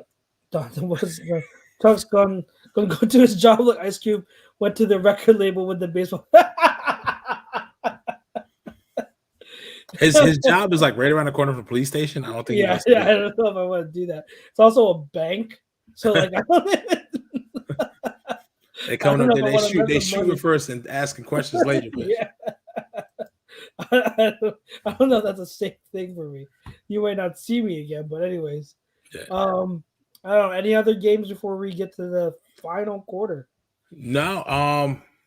No, just want to hit on some games. Like I said, we talked about for week 17. Chiefs Bengals, big game. Rams Ravens. I mean, there are two games that are big. There are for us the Niners, and Texans. They can't overlook the Texans because the Texans just pulled out crazy win against the Chargers. So please do not overlook the Texans. And this Trey Lance starting, so it's kind of one of those things. And this Lovie Smith cover 2 defense, the Texas defense isn't as bad as you think. Yeah. So they may give Niners. So we need the Niners to win. We need the Niners to lose that game. What's the scenario for us to clinch? So to make the playoffs, we need to beat Washington. Okay. Or to clinch the playoffs this week. Beat Washington. Niners need to beat the Texans. And the Packers need to beat the Vikings. So then yeah. Yeah. Those are the games. Okay. Now, if the Niners don't win, I have it here. If the Niners don't win, we could also still wrap up if the Saints lose. So it's either Niners win or Saints loss. I mean, it's Cam Newton. I don't know. But it's Taysom Hill. I think Taysom Hill is starting. Taysom starting. Taysom starting. We got another good game. Dolphins at Tennessee. That's for draft purposes, but I think we're beyond that. Yeah, we're beyond. Dolphins. Credit to them. 7 straight losses to start the season. 7 straight wins after that. 8. That's impressive. 8. Sorry, that's 8. impressive. That is impressive. And then you got before we get into fourth quarter, Cardinals Cowboys. Oof. Cardinals are floundering. They miss D-Hop, man. The loss of D-Hop is huge. It is, and the defense is, but I think this would be a good matchup. Yeah. I think Dallas hasn't seen a quarterback like this, like Collar. They have not. I mean, obviously they play Jalen, but for whatever reason, Jalen plays like absolute dog shit against Dallas. In his first two opportunities. I don't know. I don't know how to. I think the Cardinals need that game more, just for seeding purposes, because now they're behind the Rams now. Mm-hmm. So now they went from being, I think, the number 2 seed to now being like the 4th or maybe the 5th seed. I think, if I'm not mistaken, the first wild card. And Dallas still may have a pipe dream to get to the number 1 seed. And Hunter said it's 7. By the way, for Miami, it's 7. They won the first game, and then I think they lost 7, 1-7, and they won 7. Yep. Okay. And then Monday night we got Brown Steelers. That's just the death of the NFC North. Ravens Rams is good just because we may see Lamar back. That's just for fantasy purposes. I have both Najee and Deontay, so I need them to go off. Okay. Monday night. Yeah, need them to both go off. So but I'm definitely paying attention to those 3 games. We gotta, and it works out because they're all different time slots. So we play first, Niners Texans, we'll play at 4:05, and then Packers play at night. So fully focus on each of them. Should be fun. All right. So our fourth quarter is brought to you by Gleason's Bar, located at 6700 Mill Creek Avenue in Levittown, PA. And use promo code A2D for 10% off your order whenever you dine in, take out an order online. Catch them out. The website, www.gleasonbarandsteaks.com.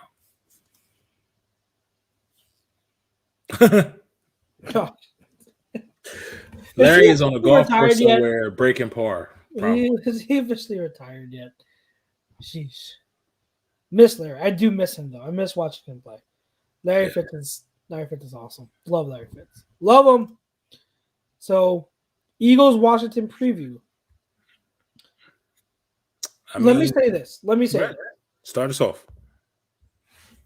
I really hope, and I think this is, again, maybe I'm wrong, but I think it would be in the Eagles' best interest if they don't come with the same offensive approach that they did the first match. I think they have to change it up because, like I said, it's tough beating your divisional opponent 2 times in less than 2 weeks. So you need to do something to keep them at bay, keep them guessing. I think, I'm predicting. Again, I could be wrong. If I'm wrong, then so be it. But I would not be surprised if we start seeing Hurts run the ball a lot again. Because the last couple weeks, he hasn't been running much. There has been a lot of design Hurts runs. And hey, some of that's because of his ankle? He hurt his ankle, so they probably ankle. It's like when you have a bad ankle, depending on where the sprain is, what then happens is other muscles around the ankle and especially the foot then try to compensate. So then that's when his heel turned into play. So that's where he was off of some throws. So that's getting better as well. But I don't, like you said, I don't think it's to the point that where we saw him early in the season. But I mean, who really is at this point in the season? Yeah. You know what I mean? Absolutely. So I think that you have to start incorporate those more.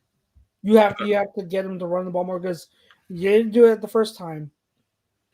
You got to keep the Washington defense on their heels a little bit. So I really would like to see that mixed in more. Again, you don't have to. I'm not expecting Hurts to run it like 15 times, but I want to see more design runs so that that continues to add conflict to Washington's defense, keeps making them think. And Hunter Yeah. Doyle says, build off of the pre-snap motion from last time, same looks, different outcome post-snap. That's essentially that's exactly right. That's Do what that Sean McVay shit the shot. No, or Shanahan Kyle shit. Shanahan. Kyle Shanahan. We ain't using that Sean McVay name here. It's like Kyle Shanahan. Man, that man has Cooper Cup ready to break all records, man. Well, he's Cooper Cup is making Sean McVay. No, I'm just kidding. That's true. That was a joke. But yeah, Hunter, absolutely right. And last week I haven't been able to do a film breakdown this week, but last week my video, it was quick and short because I didn't have much time. But I talked about they did that off the pony package. They did like a multiple option look where you had Quez do return orbit motion. They had a read option with Jordan Howard, and then you had Miles sitting leaking out in the flat. They hit Miles for 16 yards. They went back to that same type of concept later on in the game with Darius Slay. And then I think this game they did it again. Again, I don't have the tape, but I'm just going off of memory. But I'm pretty sure they built off that same concept again.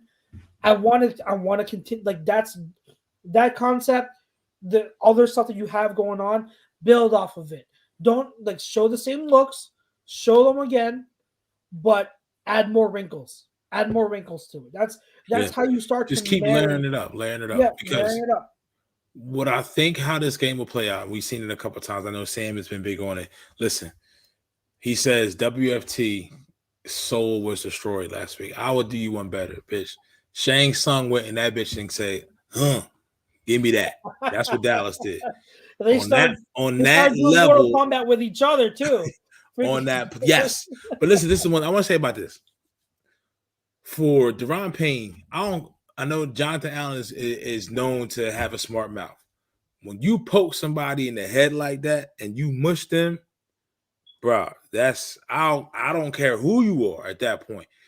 The switch goes off, and then Jonathan Allen, he ain't about that. He not gonna sit down and let you do that to him at all.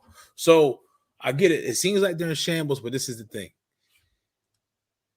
The Eagles, we talked about it earlier, is bigger and bigger. The Eagles need this game. Washington is going to come out after that performance that they did on Sunday, and they're going to hit the Eagles with their best shot early. The Eagles have to ride that wave because Middlebrook said it earlier from when he was on the YouTube.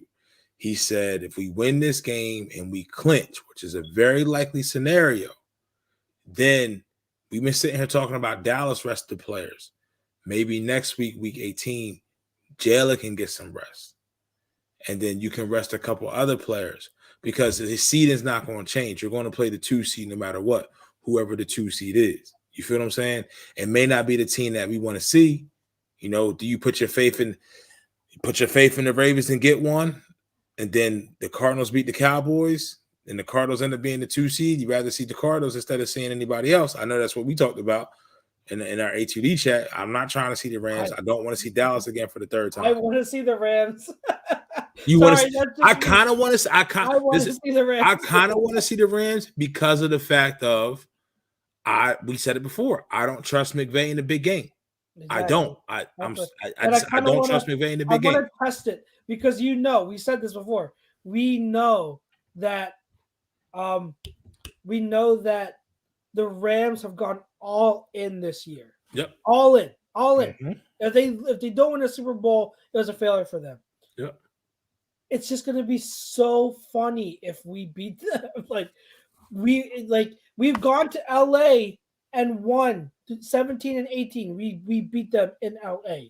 Yep. We have now again. I know they're a slightly different team, but we go on the road, we can beat them. I think that it'd be very interesting. Just it's a very interesting storyline behind that matchup. But I'm getting ahead of myself. But I know a lot of people, because I saw someone do a poll on Twitter too. A lot of people said play the Cardinals, and for understandable reasons. But for me, I kind of want to see the Rams. Yeah, I would like to see the Rams. I want to. A part of me wants to take out the biggest team in that spot, and you're not going to play Aaron Rodgers and the Packers, who I'll say it now. I think they win the Super Bowl this year. It's just Matt LaFleur is just people don't talk about it. I remember when they hired him, and out of all the candidates that year, it wasn't a sexy hire.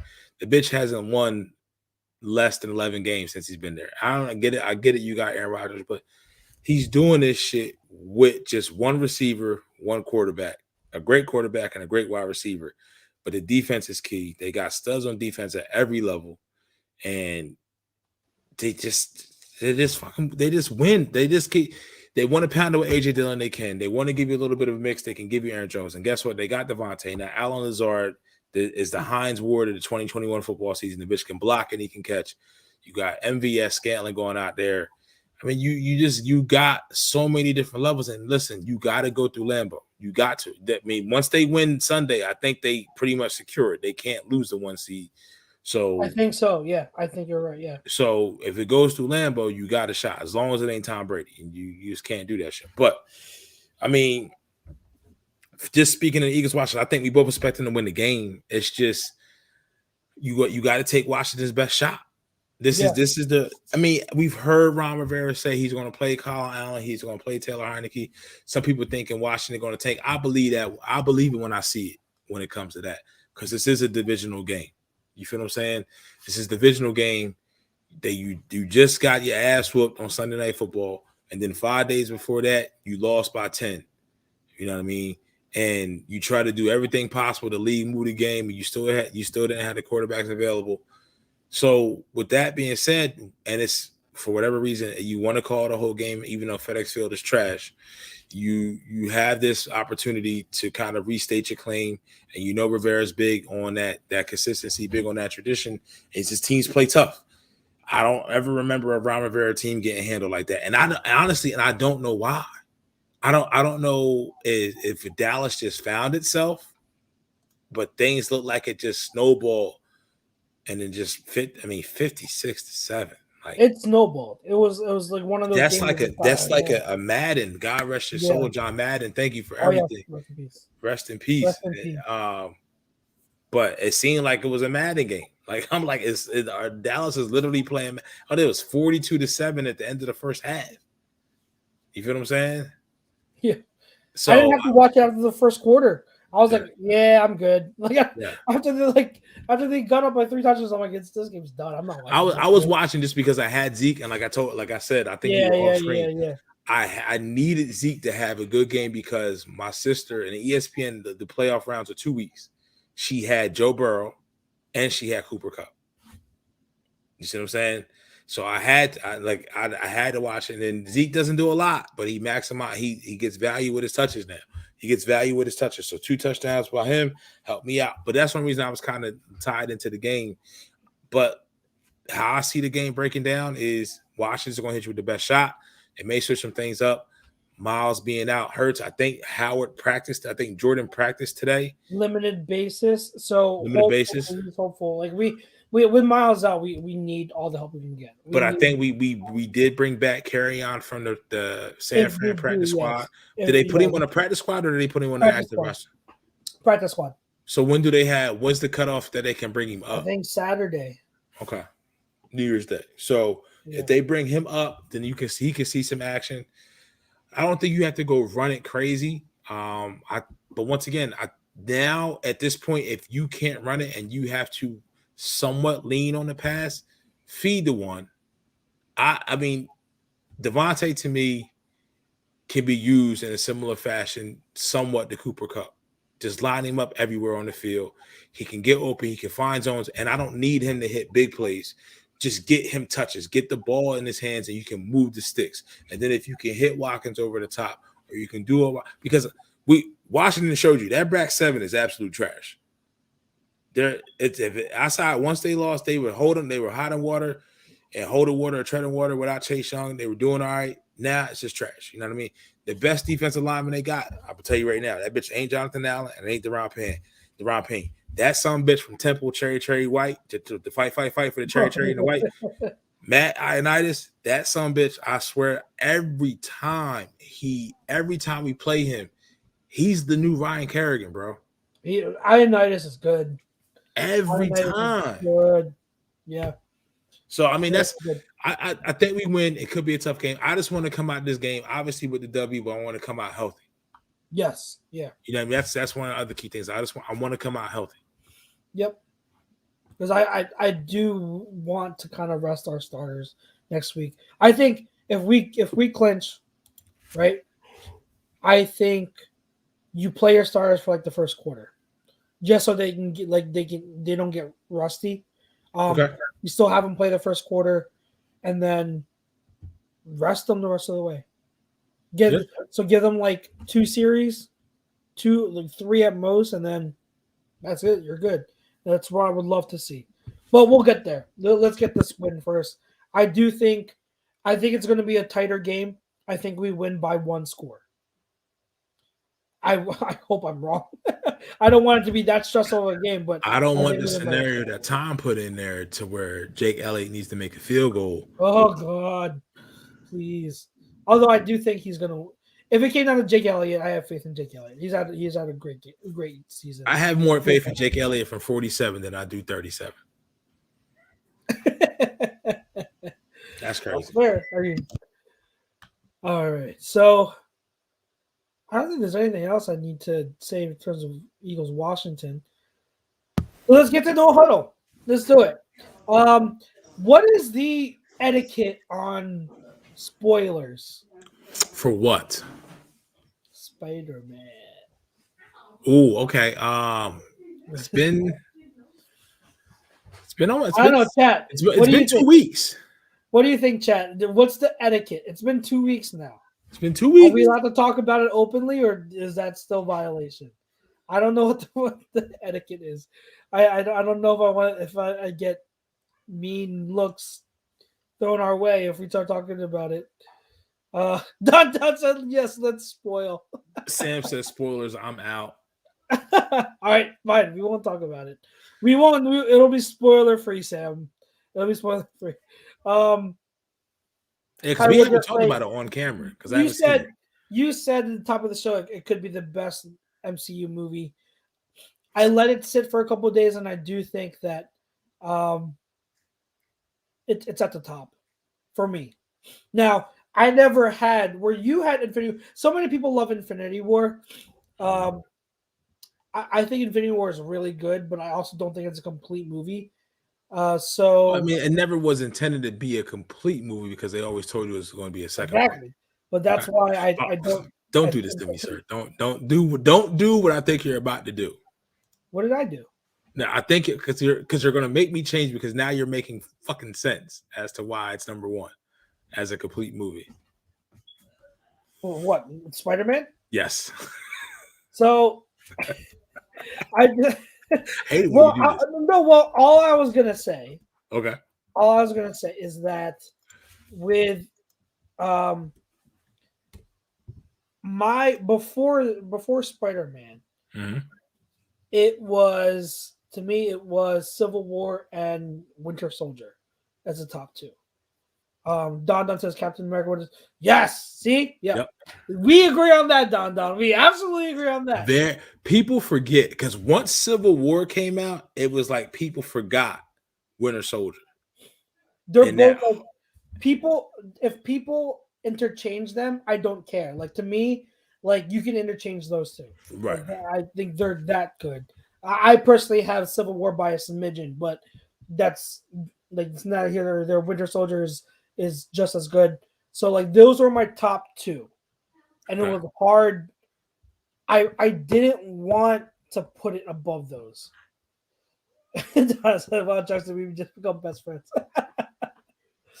I didn't want to put it above it, but I kept thinking, I'm like, damn, this movie had everything. Like it's hard to talk about without giving spoilers, bro. It is. I'm just saying, like, it had everything. Right. And like I had to see it again, but I look at it and the way it connected the old and the new, tied up loose ends, made way for the future. Like it was so good. It was so good. So I had to. It's the best. It's the best for me. It's the absolute best. Trying to think of if there was one complaint I had, but if I say it, there is one small petty complaint, but I can't say it because it would spoil it. I have one too. You have one too. I can't say my complaint because it would spoil the thing, so I can't mention it. But I don't know if you're able to. I don't know if you're able to say it. Well, type it in the chat. Let me know what part it is. What part? Hold on. Mine is. I don't think is yours towards the end of the movie or the beginning. End of Act 2. See, you put shit in acts. I have no idea. I don't do it by that. Sorry. That's the edit. That's the editor in you talking right now. Yes, that is.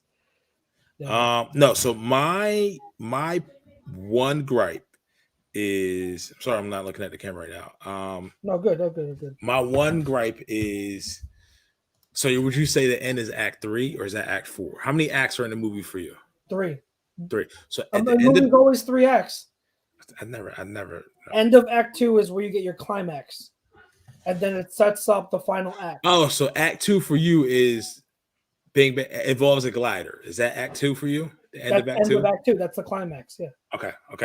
Yeah. All right. So at the end of Act 3, where was this dude at the whole time? He wasn't on his side. And you know what I'm talking about. Wait. End of Act 3. Say it again. At not the end of Act 3. During Act 3, at the end, old boy comes back and it starts like he hit what they did to him to fix him still was there. So why did he leave with old boy in the first place? I don't know. You know what I'm talking about? Yes, I know. So I don't know. I'm like, all right. So he just showed up and he was still good. Like, what the fuck? Like, where were you at the whole time? Where? Oh yeah. Okay. I read it. I agree with you. Listen, easy on the eyes. My cousin Vinny. I'm telling you, y'all. It may be a little bit older for you guys, a little younger guys out there. Do yourself a favor. Go watch it. May at their finest. But no. You're making sense as far as a complete movie. I know for us, anybody that's 20, 25 or younger, 25 or older, I should say, probably has seen all the Spider-Man movies. And this movie did a great job of advancing to phase 4 in the MCU as a whole, but also giving Spider-Man fans that convoluted, segmented, who's this, who's that, who's this person's this person, and it's clearing all that shit up, and not just giving us a sprinkle and a splash of it. They gave us a meal, a 4-course meal of what fans wanted, and they told the story, tied it in. And I didn't listen. There almost was some eye. There was almost some eye watering in some parts. I know Chuck's. He almost had some eye watering because it's just some things in there to where I remember when the first Spider-Man came out, I was 21 years old, 18 years ago, and dude, I mean, it's just. That shit it's just different. Yeah. It's just different. And I've said this. I walked out of the movie theater saying this. I said, now Tom Holland is now Robert Downey Jr. Like the whole MCU now revolves around him. He's now carrying. He's the face. He is the face. Whether that's MCU's.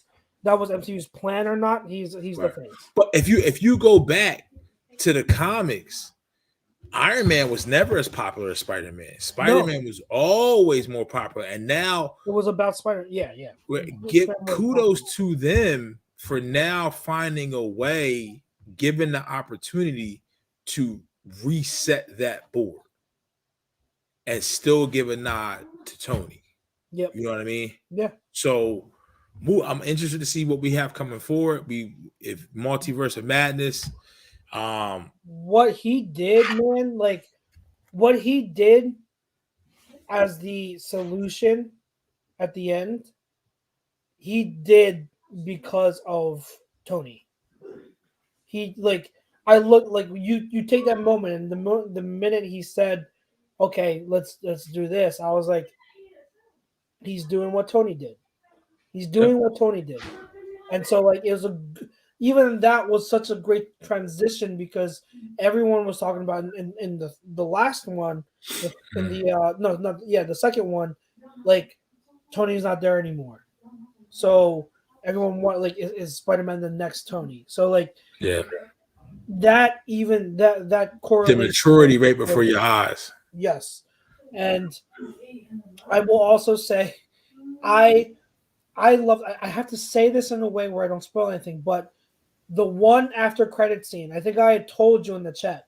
The one after credit scene, I am I am so glad. Yep. They did it that way because this way, they didn't make the same mistake as Spider-Man 3 did. Yep. And it's this here and this here. Yes. And now this here can go away and buy. Like I don't want to see you no more. Yeah. Let's start fresh. But it was genius in that way. Yeah. But also like you didn't force feed it and try to rush it. Because I think I speak for I don't know if because there's 3 I don't more. know if I speak for everyone else. Right. But like because I was watching like the Spider-Man. I never read the comics. Marvel comics. I was always Batman, but I watched the animated show. I watched the animated show Spider-Man, so that's what I have to feed off of. But like the greatest storyline to me and my favorite nemesis for Spider-Man was that guy. That is my favorite nemesis for Spider-Man. It's like it's they're so similar. Yeah. Even down to the costume, and it's just Spider-Man's always been strong, calculated, but he's always been David to a Goliath. Always. And he finds a way. He's that character is Spider-Man's. That character is the Spider-Man as Joker is the Batman. They're the foils. They're the mirrors. They're the foils of each other.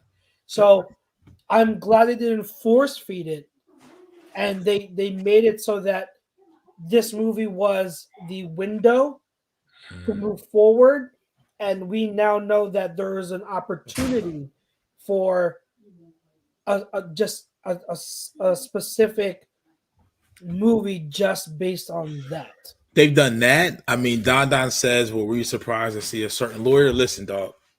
I wasn't surprised, but I still like hopped up my chair, man. I was hopped up off my chair. Surprised where we saw him at and how we saw him. That's when I knew. I was like, listen, I need to buckle my seat in because this is about to be a ride. Because that shit happened 20 minutes into the movie, and that was it. By the time the end of the movie, you forget the bitch was even in there. Yeah. You feel what I'm saying? That was just like the appetizer. That was just like, we're going to throw this at you real quick. Here's your bread and butter. Here's your bread and butter. You're just getting started. Dip this in some bread. Dip this in some oil and garlic. But listen, that just leads me to the end of Hawkeye, what we see now, them two getting their own movie together to do what they're about to do. Hopefully at some point, like we saw in the series on Netflix, if they can do that and they get a movie for that, all for it. Hopefully be able to see said lawyer maybe in it. Like I feel like the next Avengers movie is going to be so crazy because you have to up the bad. Like you have to up the antagonist so much. To after we about to see Little Man. Heck yeah. What's up, man? Got a haircut. He did. Oh, Did he just wake up, or is he going to sleep? No, he's about to go to sleep soon. Oh yeah, that's what y'all think. He got some plans for y'all. He was sleeping earlier. He said, "Don, said, here's your Red Lobster cheddar biscuits." That's how they treated it. It was. That's how they treated it. But I mean, just the on-screen chemistry between everybody in the cast. I mean, Tom Holland and Zendaya's chemistry, which I think they may be together. I think they are together in real life. Bro, you living on a rock? They are together. So I mean, he's lucky there. Lucky man. Yes. But dude, he's just so talented. I mean, I've seen somebody already said Toby was the GOAT, is the GOAT. I won't say was. I will say this. There's 3 more Spider-Man movies coming out. So that's gonna give Tom Holland 6 as playing Spider-Man. I mean, when it's all said and done, I think here's my 2 cents on the actor. So I think we've kind of let the cat out of the bag. But we did.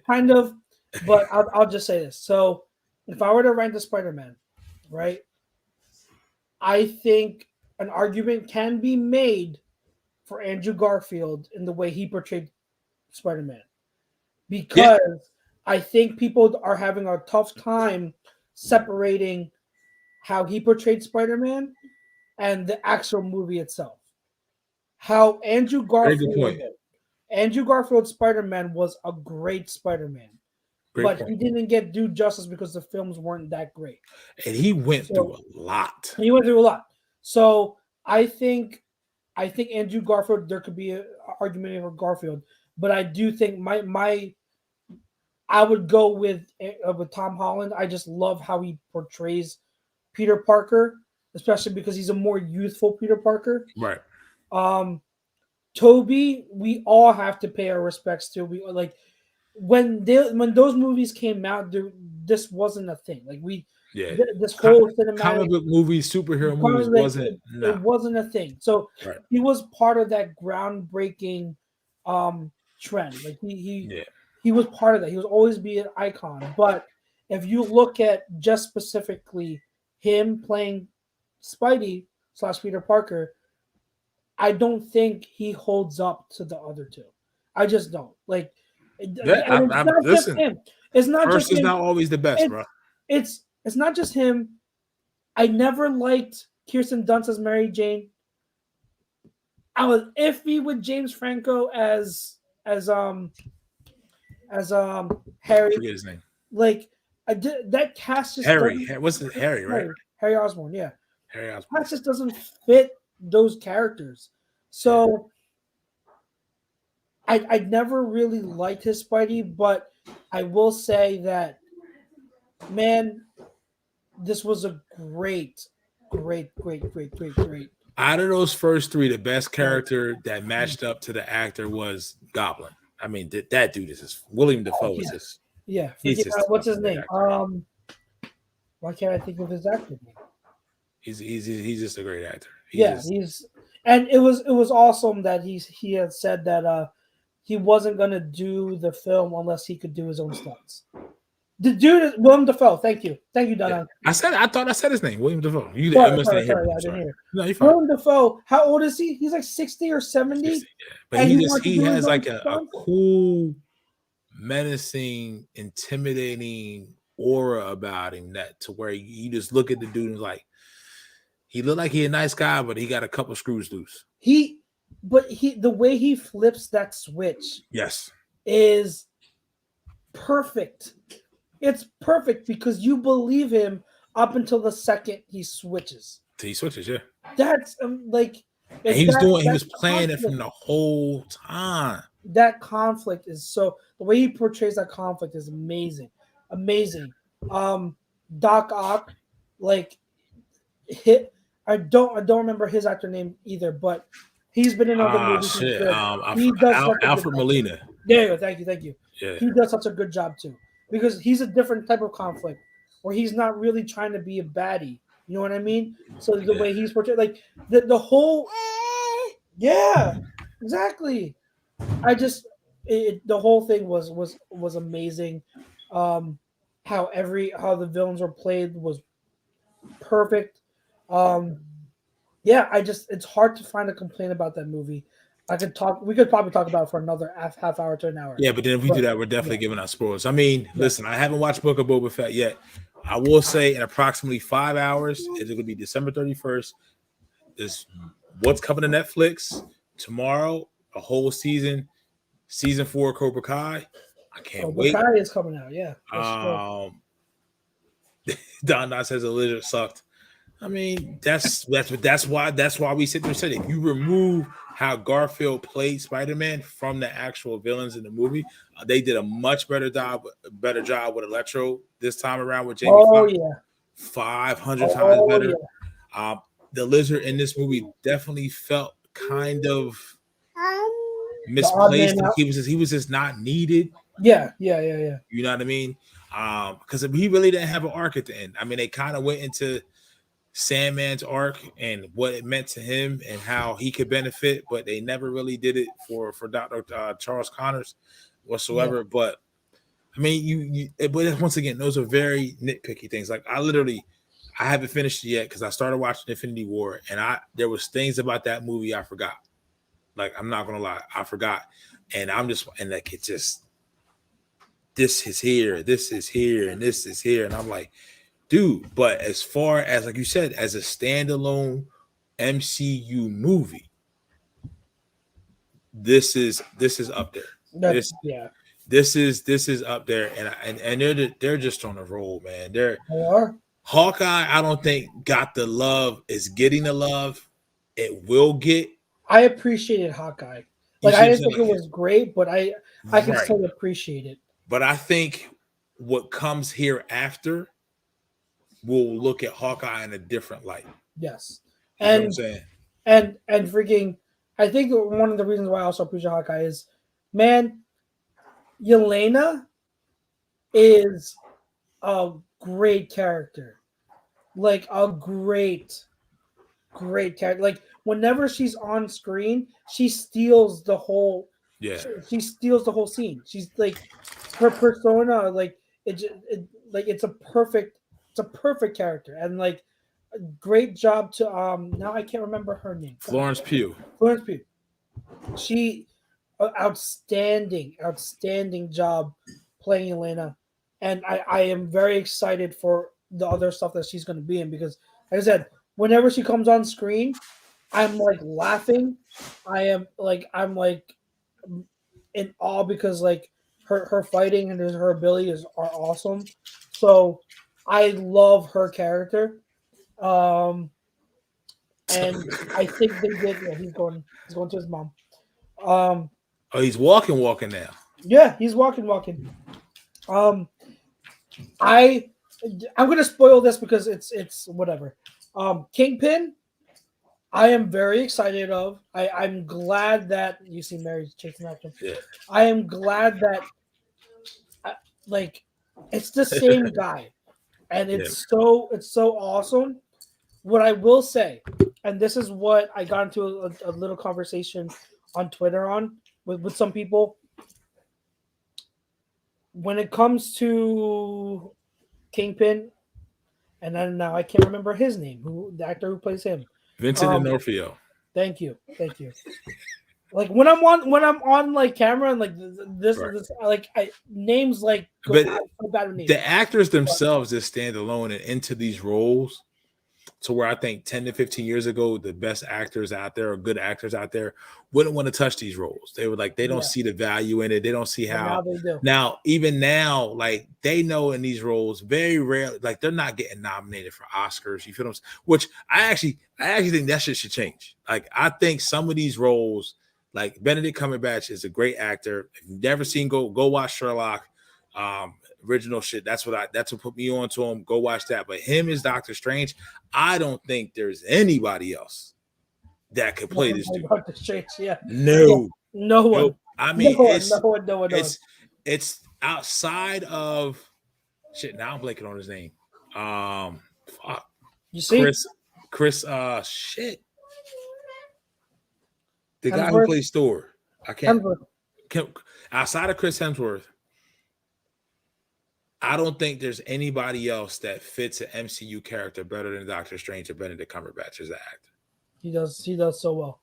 He does so well. From mannerisms Yeah.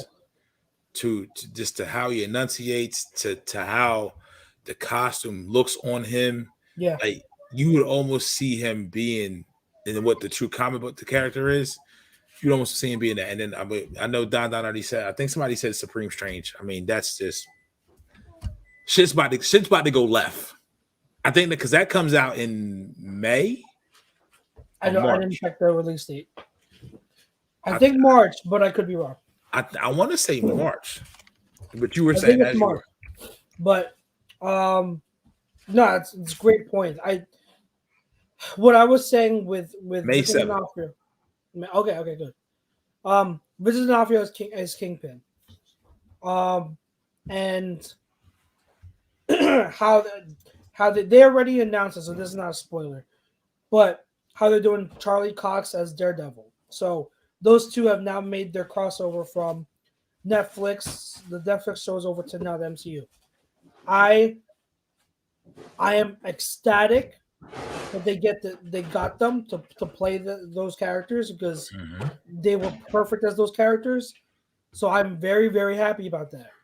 But I hope people realize and factor in that's only one part of the equation. One of the big reasons that those Daredevil shows were so perfect was because of the writing and the dark and violent tone that came with them. So I really, really hope that the MCU sees that.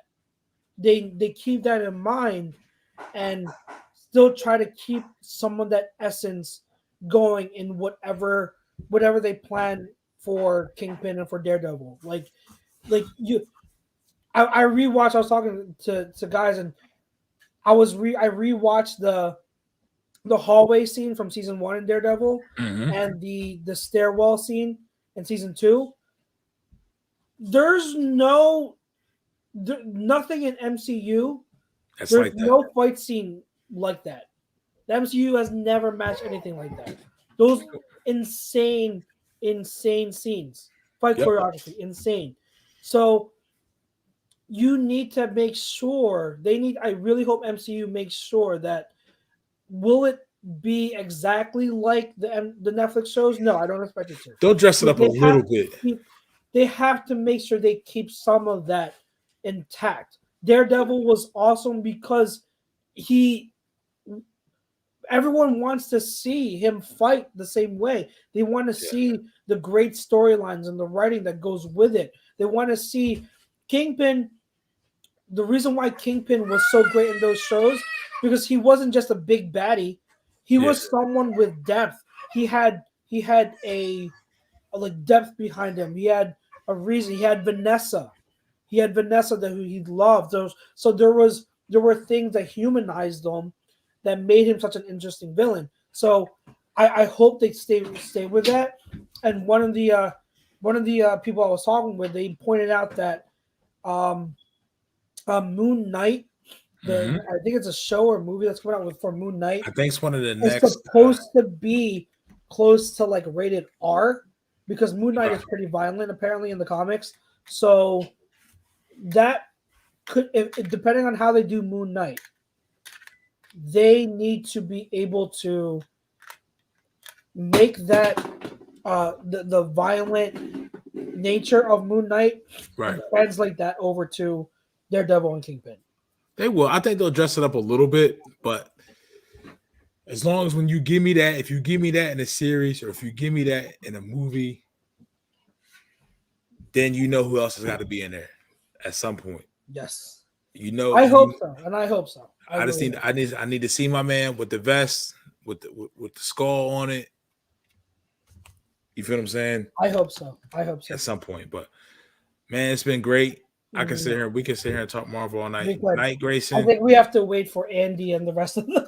I think they would love to be part of it. Hopefully we can get another show, a special show for us nerds Yeah, well, I mean, nerds are cool, man. Like, I mean, I got shoes. I can dress nice. But I like my nerds. I like my anime. Right after I get off of here, I'm going to go watch some more. I started a new anime. I'm watching Black Clover, so I'm trying to get that done. It's 170 episodes. I'm already at episode 72 already, and so yeah, man, it's better than some of the other stuff that's on TV. I'm not a big real world or reality based TV guy. I'm not. Never since the only thing I really watched that I stuck with that was Real World and Road Rules. The I originals. can't. Those were the originals, but then after a few seasons, I was done with them. Yeah. Like that's where my huge crush for Jamie Chung started, because she started from Real World. So I remember from there, I'm like, oh god. But so you loved her in Lovecraft Country then.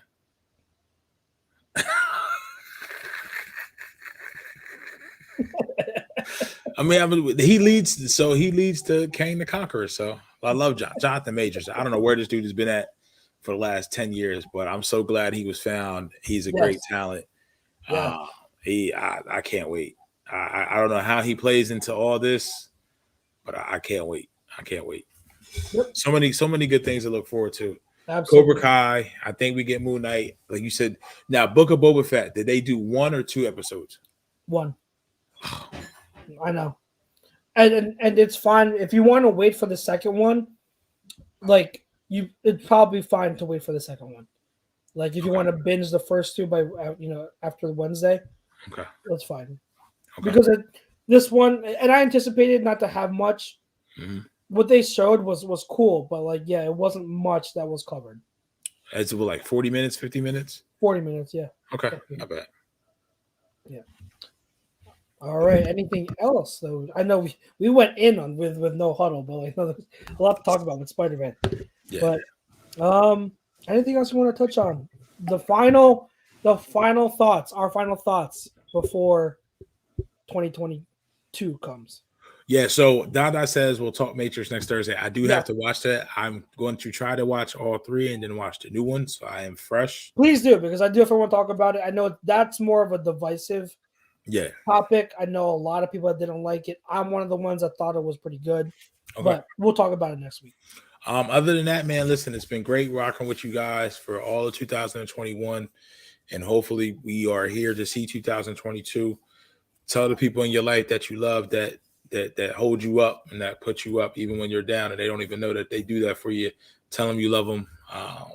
And we thank you guys for rocking with us, man. Fly, Eagles, fly.